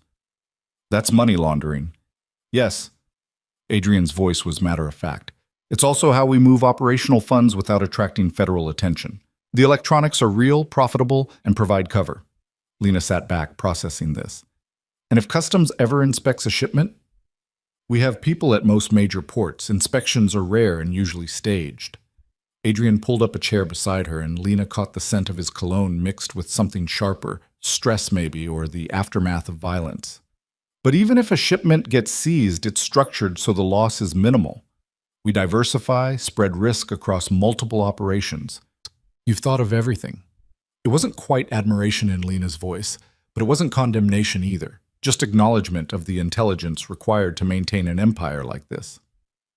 I try. Adrien's hand came to rest on Isabella's small back, his touch gentle despite whatever he'd been doing all morning. The meeting went well, by the way. Moretti is reconsidering his expansion plans. Reconsidering, Lena repeated. What does that mean in your world? It means I offered him a partnership in one of our legitimate ventures, shared ownership of a construction company that's bidding on a major city contract. He accepts, he gets rich, and I get a business partner who's invested in keeping peace. He refuses. Adrien's jaw tightened. Then other measures become necessary. What kind of measures? Lena asked, though she suspected she knew. Economic isolation. I've been building alliances with the other families, the Castellanos, the O'Malleys, the Yakuza contingent on the north side. If Moretti pushes forward with aggression, he'll find himself cut off from suppliers, buyers' territory. He'll lose money until he has no choice but to back down or sell out. And if he still doesn't back down? Adrien's eyes met hers, dark and unflinching. Then I'll do what's necessary to protect my family. But I'd prefer the economic solution, less messy, fewer casualties. It was a small thing, that preference for economic warfare over physical violence. But Lena recognized it for what it was. Adrien trying to be different from his father, trying to find solutions that didn't require bloodshed. It wasn't redemption, but it was effort. What if I had ideas, Lena heard herself ask, about the business, ways to transition things? Adrien's attention sharpened. I'm listening. Lena pointed to the restaurant files. These are profitable, right? Legitimately profitable. Very. My father started them as fronts, but they've become genuine successes. The flagship location in River North has a Michelin star. So expand them. Open more restaurants. Maybe franchise. Use the profits to buy out the shadier operations gradually. Lena was thinking out loud now, the way she used to in her accounting classes. Keep the construction and waste management. Those can be cleaned up, made fully legitimate with effort. But the gambling, the protection services, phase them out over time. Replace that income with legal sources. That would take years, Adrien said. Maybe a decade. So, Lena challenged, you're what, 34? You have time. And think about what it would mean for Isabella. She could grow up in a family business that's actually legal. She could go to college, have a normal life, not spend her childhood wondering if her father will end up dead or in prison. Something flickered across Adrien's face, hope mixed with skepticism. The other families wouldn't like it. They'd see it as weakness, abandoning the traditional operations. Then make alliances with families who are thinking the same way. Offer to help them transition too. Lena was warming to the idea now, seeing possibilities. You said yourself the world is changing. Law enforcement is getting smarter. Technology makes it harder to hide. Why not get ahead of it instead of fighting the inevitable? Adrien was quiet for a long moment, studying her with an intensity that made Lena's skin prickle. Finally, he said, You've been thinking about this. I've been thinking about a lot of things. Lena touched Isabella's sleeping form, grounding herself. Mostly about what kind of world I want her to grow up in. And this, she gestured at the files spread across the desk. This isn't it. But maybe it could become something better, with your help. Adrien's voice was soft, almost wondering. With both of us. Lena corrected. You know the players, the politics, the danger zones. I know business structures, long-term planning, how to make numbers work. Together, she paused, surprised by her own conviction. Together, we could actually do this. Adrien reached out, his hand covering hers where it rested on the desk. You're serious. You actually want to help me rebuild this family into something legitimate. I want to build something Isabella can be proud of, Lena said. If that means helping you clean up your empire, then yeah, I'm serious. She watched emotions play across Adrien's face. Relief, gratitude, something that looked almost like awe. Then he was pulling her close, careful of Isabella between them, pressing his forehead to hers in that gesture that was becoming familiar. Thank you, he breathed. You have no idea what this means. I have some idea. Lena's voice was dry. It means a lot of work, a lot of risk, and probably a lot of people wanting us dead for disrupting the status quo. Probably, Adrien agreed, but we'll face it together. They spent the rest of the morning going through files, Lena making notes about which operations could be legitimized and which needed to be shut down entirely. Adrien challenged her assumptions, pointed out complications she hadn't considered, but he was listening, really listening, in a way that made Lena feel like maybe this partnership could actually work. Isabella woke around 11, demanding to be fed, and Lena retreated to the couch by the window while Adrien continued reviewing her notes. She watched him work, this man who'd terrified her becoming familiar through small domestic moments. The way he absently rubbed his jaw when concentrating. The soft Italian curses when numbers didn't add up. The occasional glance toward her and Isabella like he was checking to make sure they were still there. What? He asked, catching her staring. Nothing, Lena said. Just thinking about how strange this is. A week ago, I was in Knoxville thinking I'd never see you again. Now I'm helping you plan the reformation of a crime empire while nursing our daughter in your office. Our office, Adrien corrected. If we're partners, it's ours. The possessive pronoun should have bothered her. Instead, it settled something in Lena's chest, the acknowledgement that she belonged here, that she had claim to this space and this life. Our office? She agreed. They were interrupted by Caterina appearing in the doorway, her expression troubled. Adriano, we have a problem. Adrien was on his feet instantly, that casual businessman persona shifting into something harder and more dangerous. What kind of problem? The kind that's currently sitting in the front parlor demanding to see you. Caterina's eyes flicked to Lena. He knows about the wedding, about the baby. Adrien's jaw clenched. Who? Michael Castellano. The name meant nothing to Lena, but Adrien's reaction told her everything she needed to know. This was important and probably dangerous. I'll handle it, Adrien said, already moving toward the door. Wait. Lena stood carefully, shifting Isabella to her shoulder. If he knows about me, shouldn't I meet him? We're supposed to be married. Hiding me sends the wrong message. Adrien stopped, turned back. Lena, Castellano he's dangerous in ways you don't understand. Not violent, but calculating. He'll see you as leverage, as weakness. Then let him see me as strength. Lena moved closer, meeting Adrien's eyes. I'm your wife, the mother of your child. Either I'm part of this world or I'm not. You can't protect me by keeping me hidden. She could see him struggling with it, the instinct to shield her warring with the logic of her argument. Finally, Caterina spoke up. She's right, Adriano. Better he meets her now on our terms, when she chooses to be here. Shows unity, shows strength. Adrien looked between his mother and his wife, then sighed. Fine. But let me do the talking. And if I signal you to leave, you leave immediately. Understood? Understood. Lena shifted Isabella into the carrier again, wanting both hands free. Let's go meet your dangerous friend. The front parlor was exactly as intimidating as the rest of the house. High ceilings, expensive furniture, artwork that probably cost more than most people's houses. And sitting in the center of it all, looking entirely comfortable despite being in someone else's territory, was a man who radiated controlled power. Michael Castellano was probably in his 50s, silver hair swept back from a face that was handsome in a weathered, dangerous way.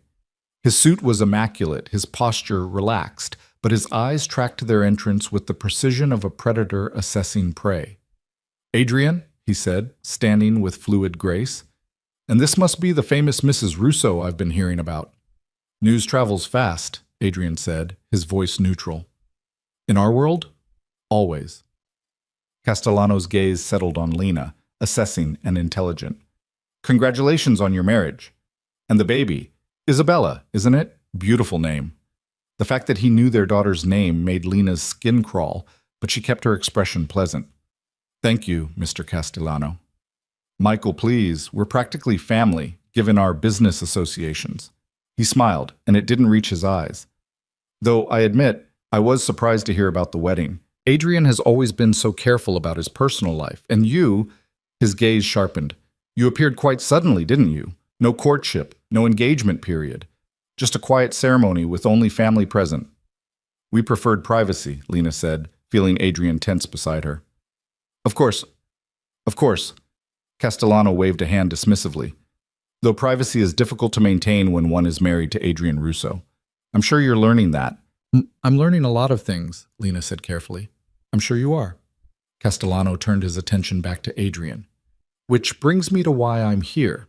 I understand you've been making moves regarding the Moretti situation, offering partnerships, forming alliances. Business as usual, Adrien said. Unusual business, though. You're not typically so generous with competitors. Castellano's smile sharpened. Some might wonder if new fatherhood has made you soft, if having a wife and child means you're less willing to make hard choices. The threat was subtle but unmistakable. Adrien's entire body went rigid, and Lena felt the temperature in the room drop several degrees. Some might wonder that, Adrien said, his voice deadly quiet. Those people would be making a fatal mistake. Would they? Castellano's gaze flicked to Lena, to Isabella. Because from where I'm standing, it looks like you've given me considerable leverage. A wife, a daughter, both so fragile, so vulnerable. Lena felt Adrien move, saw the violence gathering in him, and knew she had seconds before this went somewhere terrible, so she did the only thing she could think of. She laughed. Both men turned to stare at her, and Lena let her amusement show clearly. I'm sorry. It's just... Did you really come here to threaten a 2-week-old baby? Is that the kind of man you are, Mr. Castellano? Castellano's expression went cold. I'm the kind of man who understands leverage when I see it, and I'm the kind of woman who understands posturing. Lena shifted Isabella slightly, making sure Castellano could see her daughter's peaceful face. You're not here to threaten us. You're here to test Adrien. See if fatherhood has compromised his judgment. Well, let me save you the trouble. It hasn't. She moved closer to Castellano, close enough to be bold, close enough to make her point. My husband has built an empire on calculated violence and strategic thinking. Having a family doesn't change that. It just gives him more reason to be ruthless when protecting what's his. Castellano studied her with new interest. You're more than just a pretty face, aren't you? I'm Adrien's partner, Lena said firmly, in business and in life. Which means threats to me are threats to him. And threats to him are met with, well, you know what they're met with. You've been in this world long enough. For a long moment, nobody moved. Then Castellano threw back his head and laughed, genuinely amused rather than threatening. I like her, he announced to Adrien. She's got spine and brains. No wonder you married her so quickly. Adrien's posture relaxed fractionally. Lena is full of surprises. I can see that. Castellano turned back to Lena. Mrs. Russo, I apologize for testing you, but in our world, weakness is death. I needed to know if you understood that. I'm learning, Lena said, quickly. Good. Castellano moved toward the door, then paused. Adrien, about the Moretti situation. I'm in. The construction partnership is smart business, and I appreciate the way you're handling things. More profitable than warfare, less messy. That's the goal, Adrien said carefully. Your father wouldn't have approved. He believed in traditional methods. Castellano's smile was knowing. But your father is dead and you're building something different. I respect that. As long as you remember that different doesn't mean weak. I remember, Adrien said. See that you do. Castellano nodded to Lena. Mrs. Russo, congratulations again. Raise that beautiful daughter to be as fierce as her mother. Then he was gone, leaving Lena and Adrien alone in the parlor's oppressive silence. Adrien was shaking. Lena could see it in his hands, the way his shoulders trembled with adrenaline or fury or fear. She set Isabella down in her carrier and went to him, touching his arm gently. Hey, we're okay. He was testing us, and we passed. He threatened you. Adrien's voice was rough. Threatened Isabella. You should have done exactly what you did, Lena interrupted. Stayed controlled. Let me handle it. Showed him we're unified. You shouldn't have had to handle it. Adrien pulled her close, his face buried in her hair. You shouldn't have to face down men like Castellano. Defend yourself and our daughter while I stand there letting it happen. That's what partnership means, Lena said softly. We protect each other. Sometimes that's physical. Sometimes it's strategic. Today, I could say things you couldn't without starting a war, so I said them. Adrien pulled back enough to look at her, and there was something raw in his eyes. You're terrifying, you know that? Standing up to one of the most dangerous men in Chicago like you were discussing the weather.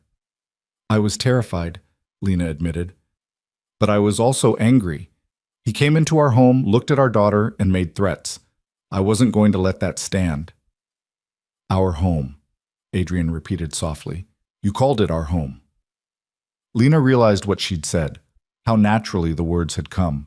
This fortress, this prison, this impossible situation, somewhere in the last week it had become home, not because the house was beautiful or the security was impressive, but because it was where her daughter was, where Adrien was, where she was building something that might actually matter. Yeah, she said quietly. I guess I did.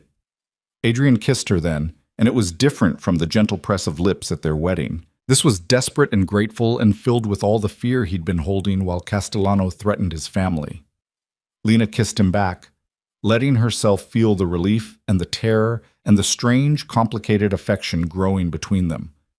When they broke apart, both breathing hard, Isabella was crying, probably hungry again or needing to be changed. The mundane interruption of parenting cutting through the drama like a knife through fog. I've got her, Adrien said, already moving to pick up their daughter. You've earned a break from being fierce. Lena watched him soothe Isabella, watched the way his entire body language shifted from crime boss to father, and felt something settle in her chest. This was real. The danger was real, the threats were real, but so was this. The three of them, building something together. That afternoon, while Isabella napped, Adrien took Lena down to the estate's private beach, a strip of sand along the lake that was completely hidden from outside view. They walked in silence, Lena still recovering enough that the exercise tired her quickly, Adrien matching his pace to hers with obvious care. I meant what I said, Lena finally said. About this being our home. About us being partners. I know. Adrien's hand found hers. But Lena, what happened today with Castellano? That's going to keep happening. There will always be someone testing us, looking for weakness, threatening what we love. Can you live with that? Lena thought about the question seriously, watching waves lap at the sand. I don't know. A week ago, I would have said no, even 3 days ago. But today, she paused, gathering her thoughts. Today, I realized something. I've been afraid my whole life. Afraid of poverty, afraid of violence, afraid of the men my mother brought home, afraid of losing what little I had. Running from you was just more fear. And now? Adrien asked quietly. Now I'm choosing something different. Lena turned to face him, the lake wind whipping her hair around her face. I'm choosing to stop running, to stand and fight for what I want. To build instead of hide. What do you want? The question was vulnerable, almost childlike in its need for reassurance. Lena looked at this man who'd destroyed her peace and demanded her surrender, and was now standing on a beach asking what she wanted, like her answer mattered more than anything else in his world. I want Isabella to be safe, she said. I want to transform your empire into something legitimate. I want to prove that people like us, damaged and complicated and built from broken pieces, can create something good. And me? Adrien's voice was barely audible over the waves. Do you want me? It was the question neither of them had asked directly, the one lurking under every conversation and decision. Lena felt the weight of it, the impossibility of answering honestly. I don't know yet, she admitted. I'm not ready to love you again, Adrien. Maybe I never will be. What you did, forcing my hand, threatening me, controlling everything, that doesn't just disappear because we're playing house. Adrien flinched, but he didn't look away. I know, but Lena continued, I'm willing to try. I'm willing to see if we can build something real from this disaster. If we can become partners who respect each other, maybe eventually partners who love each other too. That's more than I deserve, Adrien said. Way more, Lena agreed. So don't waste it. Don't go back to your father's methods. Don't try to control me when you get scared. Trust that I'm here because I'm choosing to be, not because I'm trapped. What if you change your mind? The fear in Adrien's voice was naked now. What if you try this and decide it's not enough? That I'm not enough? Lena stepped closer until they were nearly touching. Then we'll deal with it together. As partners. As parents. Maybe not as lovers, but as people who share a daughter and a goal and a complicated history. She reached up, touched his face, felt him tremble under her palm. But Adrien, I need you to hear this. If you ever lie to me again, if you ever manipulate me or try to control me through fear, I will leave. I'll find a way, no matter what it costs. Because I can accept a lot of things. I can accept your past, your business, your world. But I can't accept being treated like property instead of a person. Never again, Adrien said fiercely. I swear to you, Lena. No more lies, no more manipulation. We do this as equals or not at all. Equals, Lena repeated. That's all I'm asking. Adrien pulled her close then, and they stood on the sand with the lake wind around them and the mansion rising behind them and Isabella sleeping safe in her nursery. It wasn't a fairy tale. It wasn't simple. But it was theirs, messy and complicated and built on questionable foundations. But maybe that was okay. Maybe the best things were built from broken pieces, reformed and reshaped into something stronger than the original parts. They walked back to the house as the sun began to set, painting the sky in shades of orange and pink that seemed almost too beautiful for the darkness lurking in their lives. But beauty and darkness coexisted in this world, Lena was learning. Just like love and fear, trust and caution, freedom and security. Nothing was simple. Everything was negotiated. And somehow, that made the victory sweeter. When they reached the house, Katerina met them at the door with Isabella, who'd woken hungry and demanding. Lena took her daughter, settled into a chair by the window to nurse, and watched Adrien watch them both with that expression of wonder that never quite faded. Your mother wants to throw a party, Adrien said. Introduce you properly to the family and our business associates. A party? Lena looked up from Isabella. Is that safe, after Castellano's visit? It's necessary, Katerina said, entering the room with her usual elegant authority. If we hide you, it suggests weakness or shame. If we present you confidently, it sends a message. Adrien has chosen a partner, and she is under family protection. It also puts a target on my back, Lena pointed out. The target is already there, Adrien said. The party just makes the protection official. Every family in Chicago will see you, know you're mine, understand that harming you means war.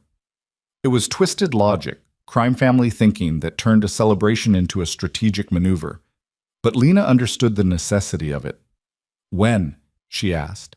2 weeks, Katerina said, gives you time to heal properly and time to prepare. Prepare how? Katerina's smile was knowing. How to navigate conversations with dangerous people. How to read alliances and threats. How to be Adrien's wife in public without revealing too much or too little. You're going to teach me how to be a Mafia wife, Lena said flatly. I'm going to teach you how to survive in this world, Katerina corrected. There's a difference. You already have the instincts. I saw that today with Castellano. Now you just need the polish. Lena looked at Adrien, who shrugged. She taught me everything I know about reading people. If you're going to be my partner in this, you need to understand the political landscape. It made sense, in the same twisted way everything in this world made sense. Lena was in this life whether she liked it or not. She could navigate it blindly and hope for the best, or she could learn from someone who'd survived decades in it. Okay, she said.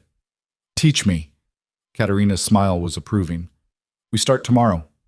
For now, rest. You've earned it. That night, Lena lay in bed beside Adrien, Isabella sleeping peacefully between them in her bassinet. The room was quiet, except for their daughter's soft breathing and the distant sound of lake water against the shore. Are you scared? Adrien asked quietly in the darkness. Terrified, Lena admitted. Of the party, of Moretti, of raising Isabella in this world, of everything. Me too, Adrien confessed. Every day I'm afraid I'll wake up and you'll be gone. That this, he gestured at the space between them, that this fragile thing we're building will shatter and I'll lose you both.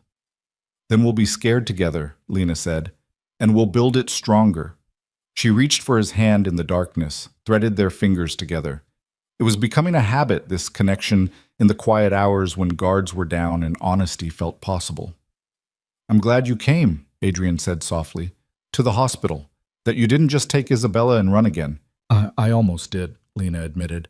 Part of me wanted to, but the smarter part, the part that knew I couldn't outrun you forever, that part chose differently. I would have found you, Adrien said, no matter where you went, no matter how long it took. I know, Lena's voice was sad. That's why I stopped running. They fell silent, both of them thinking about the impossible path that had led here, about choices made from fear and choices made from hope, and the thin line between the two. Finally, Lena spoke again. Tomorrow, when your mother starts teaching me, I want to learn everything, not just social skills. I want to know how power works in your world, who can be trusted, who's dangerous, all of it. Why? Adrien asked. Because if I'm going to help you transform this empire, I need to understand it completely. The good, the bad, and the ugly. Lena turned her head to look at him in the darkness. And because I want to protect Isabella, which means I need to know what I'm protecting her from. Adrien was quiet for a moment, then, You're remarkable, you know that? Most people would be running as fast as possible. You're running toward it. I'm done running, Lena said simply. From now on, I stand and fight. And she meant it. Something had shifted in her over the last few days, from captive to partner, from victim to strategist. She didn't know if it was growth or just survival adaptation, but she knew that this woman who'd fled Chicago 7 months ago was gone. In her place was someone harder, someone who could stand up to men like Castellano and plan the reformation of criminal empires and choose to stay in a marriage built on coercion because it served her daughter's future. Someone who could live with the contradictions, who could love and fear the same man, who could build a life from broken pieces and call it home. It wasn't the future she'd imagined, but lying there in the darkness, listening to Isabella breathe and feeling Adrien's hand warm in hers, Lena thought maybe it was the future she could actually have. Not perfect, not pure, but possible. And in this world, in this life, possible was enough. The next 2 weeks passed in a blur of education that felt more like combat training than social preparation. Katerina was relentless, drilling Lena on family histories and business relationships, teaching her to read the subtle signs that indicated alliance or threat. They practiced conversations over breakfast, role-played scenarios during Isabella's nap times, dissected past gatherings to understand what had been said beneath polite words. Michael Castellano will likely bring his wife, Teresa, Katerina explained one morning while Lena nursed Isabella. She seems harmless, always talking about charity work and her grandchildren, but she's actually his most trusted advisor. Anything you tell her reaches Michael within the hour. So I should avoid her? Lena asked. No, you should use her. If you want Michael to know something, tell Teresa. If you want to plant ideas in his head, let her think they're her own observations. Katerina's smile was sharp. Never underestimate the wives, Lena. We're often more dangerous than our husbands because people forget to watch us. Lena absorbed this lesson along with dozens of others. She learned which families were allies and which were rivals held in check only by mutual benefit. She learned the difference between a business associate and a true friend. The former could be bought or intimidated, the latter were rare and precious. She learned to smile through veiled insults and to deliver her own with such sweetness that the target wouldn't realize they'd been cut until hours later. Most importantly, she learned that being Adrien's wife meant being a strategist in her own right.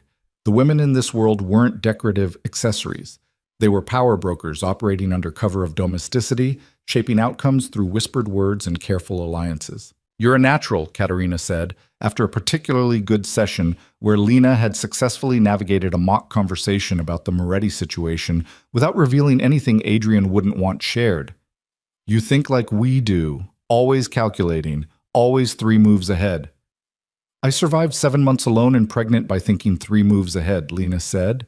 This is just a different game. Same game, higher stakes. Katerina's expression turned serious. At this party, you'll meet people who smile while planning your murder, people who will try to turn you against Adrien or use you to weaken him. You cannot show fear. You cannot show doubt. You must be absolutely certain in your position as his wife and partner. What if I'm not certain? Lena asked quietly. Then you lie. Katerina's voice was firm. You lie convincingly enough that even you believe it, because in our world, perception is reality. If people believe you're weak, you are. If people believe you're powerful, you become so. That night, Lena stood in front of the full-length mirror in her dressing room, studying the woman reflected there. In 2 days, she would face Chicago's criminal elite as Adrien Russo's wife. The dress Katerina had chosen was elegant but not showy, midnight blue silk that skimmed her still-healing body, making her look graceful rather than fragile. Her hair would be up, her makeup minimal, her jewelry the wedding ring Adrien had given her and nothing more. You look terrified, Adrien said from the doorway. Lena met his eyes in the mirror. I am terrified. He moved closer, his hands settling on her shoulders. You stood up to Castellano without blinking. You've absorbed 2 weeks of political training like you were born to it. You've reorganized my business files and found inefficiencies I've been missing for years. Why are you scared of a party? Because at the party, I can't be me, Lena said. I have to be Mrs. Russo, perfect and poised and completely in control. What if I slip? What if I say the wrong thing and people see through the act? It's not an act. Adrien turned her to face him, his expression intense. You are Mrs. Russo. You are my partner. You don't have to pretend to be anything other than what you already are. Strong, intelligent, fierce when protecting what you love. Your mother says I have to lie. Be certain even when I'm not. My mother is right about most things. Adrien's smile was small. But you don't have to lie about the important stuff. If someone asks if you love me, tell them the truth, that we're building something complicated and real. If they ask if you're happy, tell them you're committed to making this work. Honesty, when carefully delivered, is often the best strategy. Lena searched his face. And if they ask if I came willingly, tell them yes. Adrien's hands tightened slightly on her shoulders. Because that's technically true. You chose to get in the car at the hospital. You chose to marry me. You chose to stay. The circumstances around those choices, well, nobody needs those details. It was casuistry, the kind of careful word parsing that politicians and criminals excelled at. But Lena understood the necessity. In this world, truth and lies existed on a spectrum, and survival meant knowing exactly where to position yourself on it. The night of the party arrived with spring rain that turned the estate's grounds into something from a Gothic novel, dramatic and moody and somehow appropriate for what was essentially Lena's debut as a crime boss's wife. She dressed carefully with Maria's help, let Katerina approve her appearance, and tried not to think about the fact that she was still recovering from major surgery and would be spending the evening on her feet, smiling through pain. Adrien found her in the nursery, saying goodnight to Isabella before the guests arrived. Their daughter was growing fast, her features becoming more defined, and Lena could see Adrien in the shape of her eyes, the curve of her mouth, a living testament to the night they'd created her, back when things had been simple and possibility had felt infinite. "She'll sleep through it," Maria promised. "I'll stay with her the entire time." "And the security?" Lena asked Adrien. "Doubled. Guards on every entrance, cameras monitoring everything, panic buttons in every room." Adrien's voice was calm, but Lena could see the tension in his shoulders. Nobody gets near her without going through multiple checkpoints. "Okay." Lena kissed Isabella's forehead, breathing in that perfect baby smell. "Okay, let's do this." The party was being held in the estate's grand ballroom, a space Lena had only glimpsed in passing, now transformed into something elegant and intimidating. Crystal chandeliers cast warm light over polished floors. A small orchestra played soft jazz in one corner. Waiters circulated with champagne and hors d'oeuvres that probably cost more per bite than Lena used to make in a day. And everywhere, dangerous people in expensive clothes, watching her entrance with calculation in their eyes. Adrien's hand settled on the small of her back, a gesture of both support and possession. "Ready?" "No," Lena admitted, "but let's go anyway."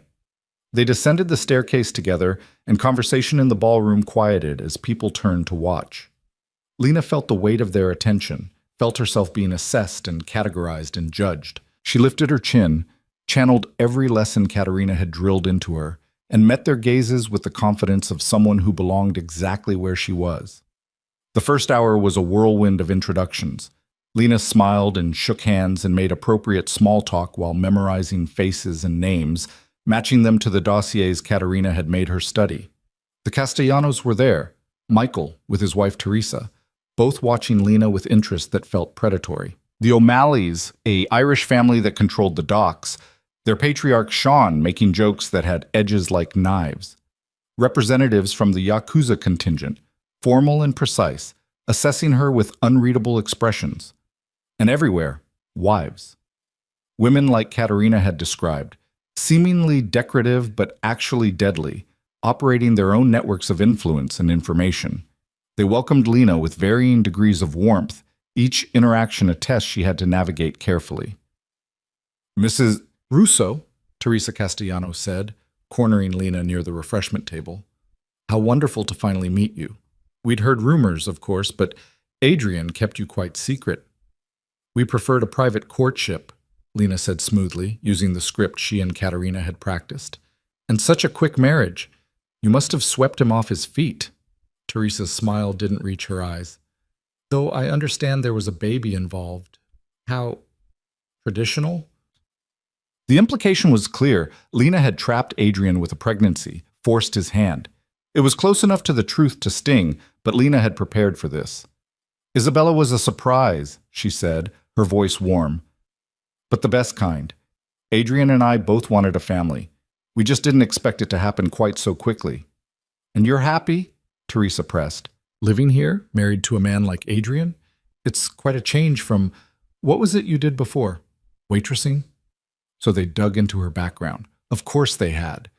Lena felt Adrien tense beside her, but she touched his arm lightly, signaling she could handle this. "I worked several jobs before meeting Adrien, yes. I'm not ashamed of honest work." Lena's smile was pleasant but firm. "And I'm very happy. My husband is devoted to our daughter and to building a future we can both be proud of. What more could I want?" Teresa's eyes sharpened.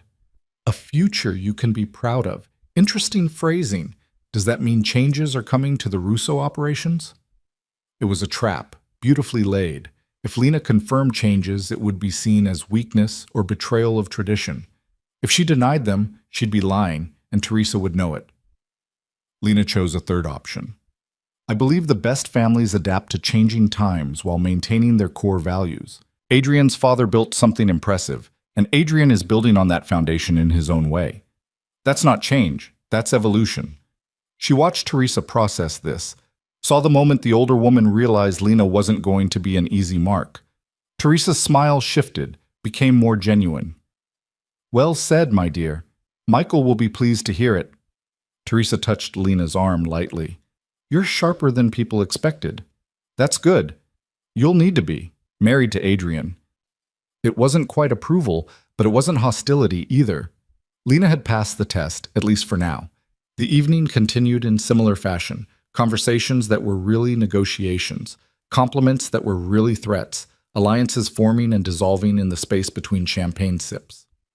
Lena navigated it all with growing confidence, using the skills Katerina had taught her, relying on her own instincts when the scripts ran out. She was talking with Sean O'Malley's daughter, a sharp-eyed woman named Bridget, who ran her family's legitimate shipping operations when Adrien appeared at her elbow. Could I borrow my wife for a moment? He asked politely. Bridget smiled knowingly. Of course. We'll finish our conversation later, Lena. Adrien guided Lena onto the small dance floor, pulling her into his arms as the orchestra shifted to a waltz. Lena went rigid. They'd never danced together, hadn't had that kind of relationship before everything went wrong. Relax, Adrien murmured. I know you're tired. I saw you favoring your left side. We'll dance for one song, then I'll get you somewhere you can sit. I'm fine, Lena lied. You're in pain and you've been on your feet for 3 hours. Adrien's voice was gentle but firm. You're also doing brilliantly. Everyone's impressed. But you don't have to prove anything more tonight. Lena let herself lean into him slightly, grateful for the support. Teresa Castellano knows about my background, about the waitressing. I know, I heard. Adrien's hand tightened on her waist. You handled it perfectly, better than I could have. She was testing me, trying to find weakness, and found strength instead. Adrien looked down at her, something like pride in his eyes. You're a natural at this, Lena. You see the games? Play them better than people who've been doing this for decades. I don't like that I'm good at it, Lena admitted quietly. I don't like what it says about me. It says you're a survivor, that you adapt, that you're exactly the kind of partner I need. Adrien spun her gently, careful of her healing body. Also, you look beautiful tonight. I know I haven't said it, but you do. Lena looked up at him. This man who'd forced her hand and demanded her surrender and was now waltzing with her like she was something precious. You're trying to seduce me with compliments at your crime family party? I'm trying to tell you the truth. Adrien's expression was serious. You're beautiful. You're brilliant. And I'm grateful every single day that you chose to stay. I didn't have much choice, Lena reminded him. You had more than you think. Adrien's voice dropped lower. You could have fought me harder. Could have made this impossible. Could have stayed physically present but emotionally absent. Instead, you're here, really here, partnering with me in ways I didn't dare hope for. Before Lena could respond, there was a commotion at the ballroom entrance. Adrien's entire body went taut, his hand moving to where Lena knew he kept a weapon concealed under his jacket. Antonio Moretti had arrived. The music didn't stop, but conversation dimmed as people turned to watch. Moretti was younger than Lena expected, maybe 40. Handsome in a cold way, with eyes that assessed the room like a general surveying a battlefield. He moved with confidence that bordered on arrogance, 2 bodyguards flanking him. He wasn't invited, Adrien said quietly, his voice deadly calm. Then why is he here? Lena asked. To make a statement, to challenge me in front of everyone. Adrien's jaw clenched. Stay close. Don't leave my side. Moretti crossed the ballroom floor, people parting before him like water. He stopped directly in front of Adrien and Lena, his smile pleasant and his eyes calculating.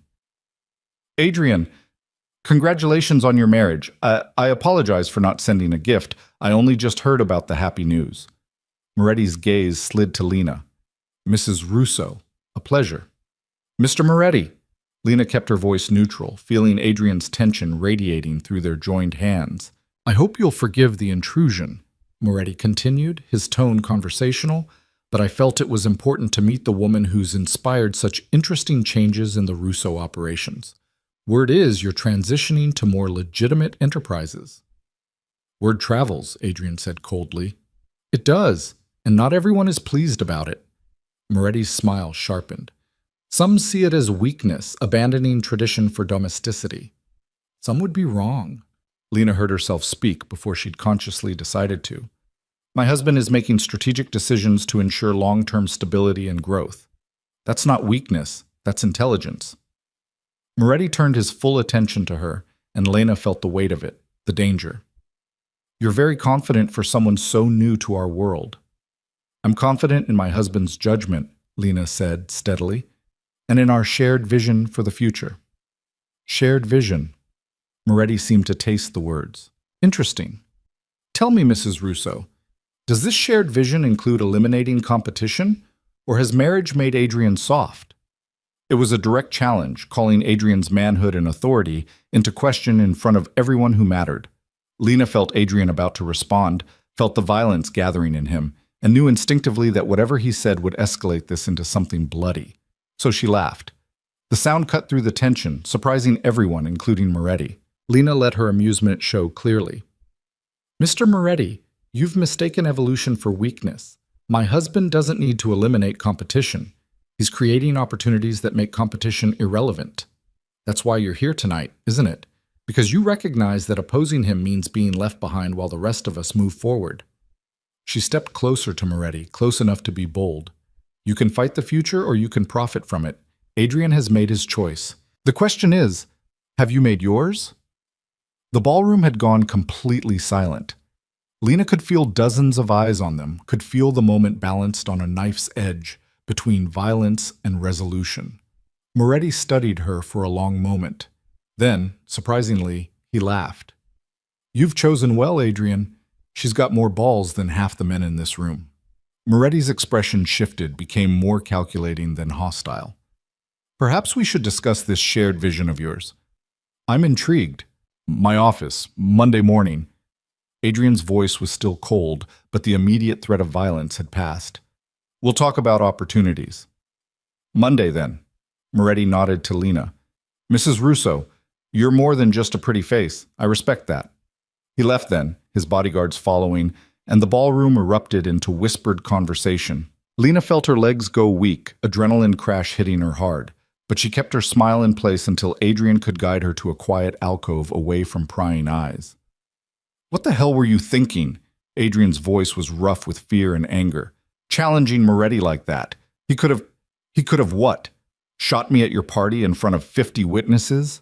Lena leaned against the wall, exhaustion hitting her like a wave. I was thinking that you were about to start something that would end in bloodshed. I was thinking that someone needed to give him an off-ramp that saved face. By putting yourself in the line of fire, by being your partner, Lena interrupted. Isn't that what we agreed? That we'd protect each other, support each other, even when it's scary? Adrien stared at her, emotions warring across his face. Then he pulled her close, his forehead resting against hers in that gesture that was becoming their touchstone. You're going to give me a heart attack, he said roughly. Standing up to Castellano, now Moretti, Lena, these are dangerous men. I know, but I'm dangerous too, apparently. Lena's smile was shaky. Your mother was right. Perception is reality. I made them perceive me as your equal partner. Now they have to treat me as one. They also see you as a threat now. Adrien's voice was worried. That changes the calculation. Good. Lena pulled back enough to meet his eyes. Let them see me as a threat. Let them understand that to get to you, they have to go through me, and I won't make it easy. Adrien kissed her then, right there in the alcove with the party continuing beyond, and it was desperate and grateful and something that felt dangerously close to love. Lena kissed him back, letting herself feel the relief and terror and strange exhilaration of having survived her baptism by fire. When they broke apart, both breathing hard, Katerina appeared with impeccable timing. That was either brilliant or suicidal, she said mildly. I'm still deciding which. Both, Lena and Adrien said simultaneously, then laughed, real laughter that broke the tension. Well, suicidal or not, it worked. The room is buzzing. Everyone's impressed. Katerina's smile was proud. You've established yourself, Lena. They'll remember this night. Remember that Adrien's wife is not to be underestimated. Can I go check on Isabella now? Lena asked weakly. I think I've done enough establishing for one evening. Yes, go. I'll make your excuses. Katerina kissed her cheek. You did well, daughter. Better than well. Lena let Adrien guide her upstairs, her entire body shaking now that she didn't have to maintain appearances. They found Isabella sleeping peacefully, Maria dozing in the rocking chair beside her crib. Everything quiet? Adrien asked softly. Like a dream, Maria confirmed. She fed once around 8, been sleeping ever since. After Maria left, Lena sank into the rocking chair, just watching Isabella breathe. Adrien stood behind her, his hands on her shoulders, and they stayed like that for a long time. Two people who'd been terrified and were now safe, at least for the moment. I meant what I said to Moretti, Lena finally said, about our shared vision. I want to help you transform this, Adrien, really transform it. I know, and we will. Adrien's hands tightened slightly. But Lena, tonight, the risks you took were necessary, Lena interrupted. You said it yourself, I'm your partner. Partners take risks for each other. Not risks that could get them killed. Then stop putting me in positions where those are the only options available. So Lena looked up at him. You want me safe? Help me make this world safer. Help me turn your empire into something that doesn't require constant violence to maintain. Adrien moved around the chair, kneeling in front of her so they were eye to eye. It'll take years, maybe decades, and there will still be danger that never completely goes away. I know. Lena touched his face gently. But we start now. We start with Moretti on Monday. You offer him legitimate partnerships, ways to profit without warfare. We start with transitioning the gambling operations into legal gaming. We start with using our resources to help people instead of just exploiting them. You've been thinking about this. Adrien's voice held wonder. I've been thinking about a lot of things. Lena looked down at Isabella. Mostly about what kind of world I want her to grow up in. And this, what we have now, it's not good enough. But it could become something better. Adrien was quiet for a long moment. Then, okay, we start Monday. We offer Moretti partnerships. We begin the transition. Really? Lena had expected more resistance. Really? Adrien's smile was small but genuine. You're right. If we're going to do this, raise Isabella in this world, we need to make it a world worth living in, and I can't do that alone. You don't have to. Lena leaned forward, kissing him softly. That's what partners are for. They stayed in the nursery until the sounds of the party below faded, until the last guests had left and the house grew quiet. Then they carried Isabella to their bedroom, settled her in the bassinet, and lay together in the darkness. I'm proud of you, Adrien said quietly. Tonight, the way you handled everything. I've never seen anything like it.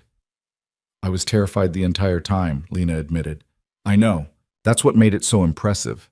You were scared, and you did it anyway.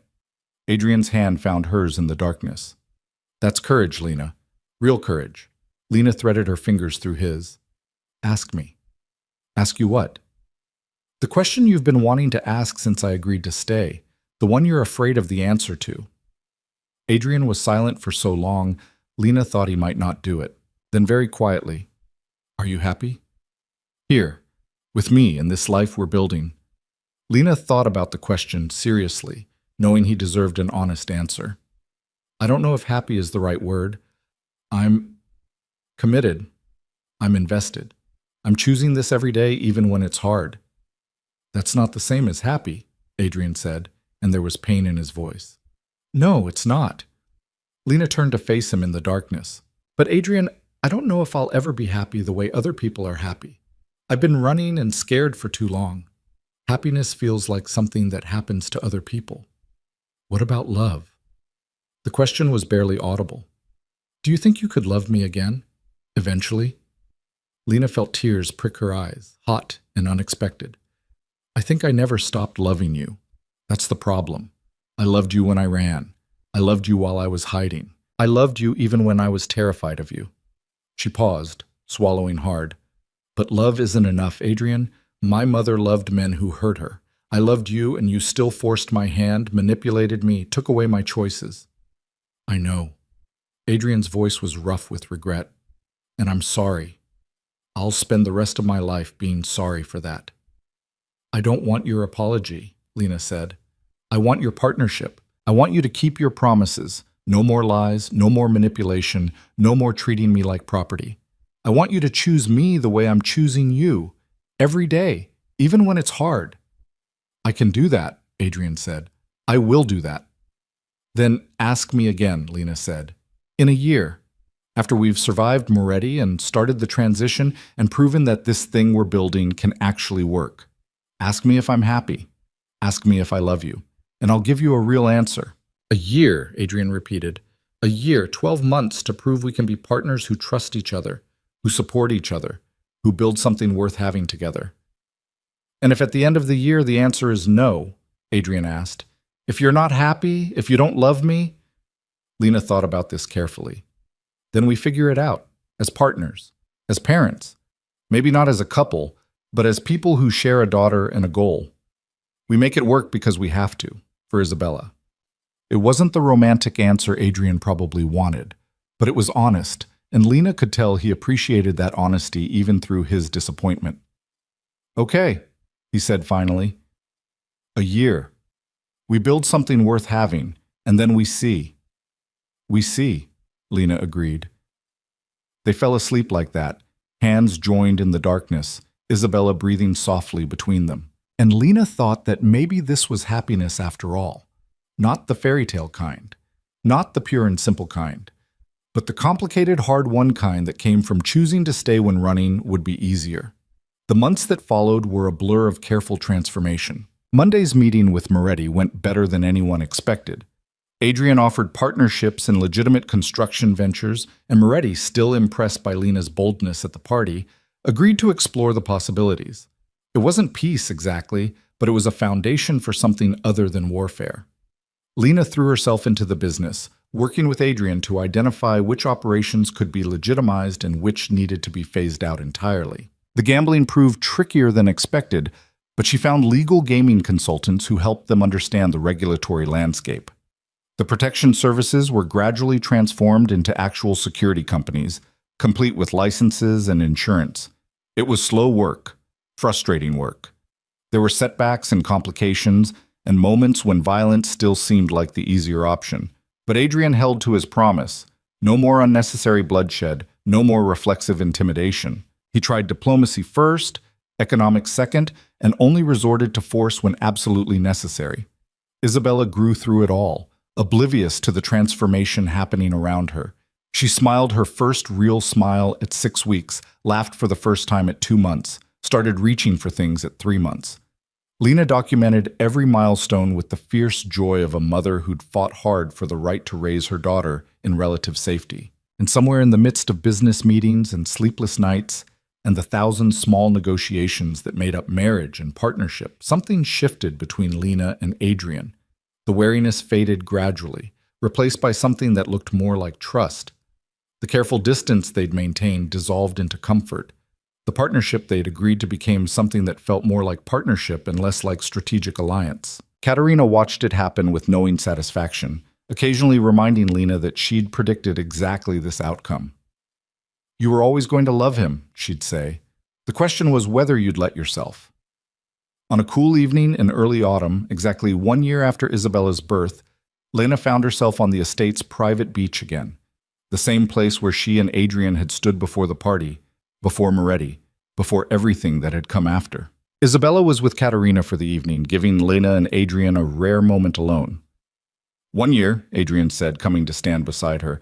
You said to ask again in a year. Lena looked out at the lake, dark water reflecting early stars. I remember. Are you happy? Adrien asked quietly. Lena thought about the question seriously, the same way she had a year ago, but the answer was different now. Yeah, she said, surprised by how true it felt. I think I am, not in the uncomplicated way, not without concerns or fears, but happy in the way that matters, content with what we're building, proud of what we've accomplished, hopeful about the future. And love?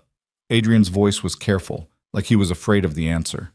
Lena turned to face him, studying this man who'd destroyed her peace and demanded her surrender and then spent a year proving he could be the partner he'd promised to be. "I love you," she said simply. "I probably never stopped, but now I also trust you, and that's more important." Adrien's eyes closed briefly, and when they opened again, there was moisture there. "Thank you for choosing this, for choosing me, for giving me the chance I didn't deserve." "You've earned it," Lena said. "This year, the way you've handled things, the way you've kept your promises, the way you've been with Isabella. You've earned it." Adrien pulled her close then, and Lena went willingly, fitting against him like she'd been designed for exactly this purpose. They stood like that for a long time. Two people who'd taken the most complicated path to something simple and true. "I have something for you," Adrien said finally, pulling back slightly to reach into his pocket. He produced a small box, and Lena's heart jumped. "If that's another ring, I swear to—" "It's not a ring," Adrien interrupted, smiling. "Open it." Inside the box was a key. Small, simple, unremarkable, except for what it represented. "What's this?" Lena asked. "Key to a house," Adrien said, "in River North, near the restaurant. 3 bedrooms, good schools nearby, normal neighborhood. I put it in your name only, not joint ownership, just yours. If you ever want to leave, if you ever need space, if this life becomes too much, you have somewhere to go. Somewhere I can't take from you." Lena stared at the key, understanding what it represented. Freedom, real freedom, the ability to choose to stay rather than being forced to. "You're giving me an escape route," she said slowly. "I'm giving you a choice." Adrien's voice was steady. "I'm proving that you're here because you want to be, not because you have to be. That's the difference between captivity and partnership." Lena looked from the key to Adrien's face, saw the fear there, the genuine terror that she might actually use it, might actually leave. But she also saw the courage it took to offer it anyway, to value her freedom more than his need for control. "Thank you," she said softly, closing her hand around the key, "for understanding what I needed, what I still need." "Will you use it?" Adrien asked. "Maybe sometimes. When I need space or perspective or just to remember who I am outside of being your wife." Lena smiled. "But I'll always come back because this—" She gestured at the estate, at the life they'd built. "This is home now, not because I'm trapped here, but because it's where you are, where Isabella is, where we're building something that actually matters." Adrien kissed her then, and it was different from all the kisses that had come before. Not desperate or calculated or weighted with ulterior motives, just genuine affection between two people who'd chosen each other despite impossible odds. When they broke apart, both smiling, Lena realized something important. She'd thought she could hide her baby from a powerful man. Instead, she'd built a family strong enough to protect their child together. Not by running, not by hiding, but by standing and fighting and choosing partnership over fear. It wasn't a fairy tale. It wasn't simple, but it was real, and it was theirs, and it was enough. "Let's go get our daughter," Lena said, threading her fingers through Adrien's. "I want to tell her a story." "What kind of story?" Adrien asked. "The kind about a woman who ran, and a man who never stopped watching, and how they built something impossible together." Lena's smile was soft. "A story about choosing love even when it's complicated, about building families from broken pieces, about finding home in unexpected places." "Sounds like a good story," Adrien said. "It is," Lena agreed, "because it's ours." They walked back to the house together, hand in hand, two people who'd taken the darkest path to something bright and true. Behind them, the lake whispered against the shore. Ahead, their daughter waited, beautiful and perfect and safe in the world they'd fought so hard to create. Lena had thought she could protect Isabella by running. She'd been wrong. But she'd found something better, the strength to stay, to fight, to transform darkness into possibility. To choose love not despite its complications, but because of them. Not a fairy tale, not simple, but chosen, and therefore unbreakable. And in the end, that was all that mattered.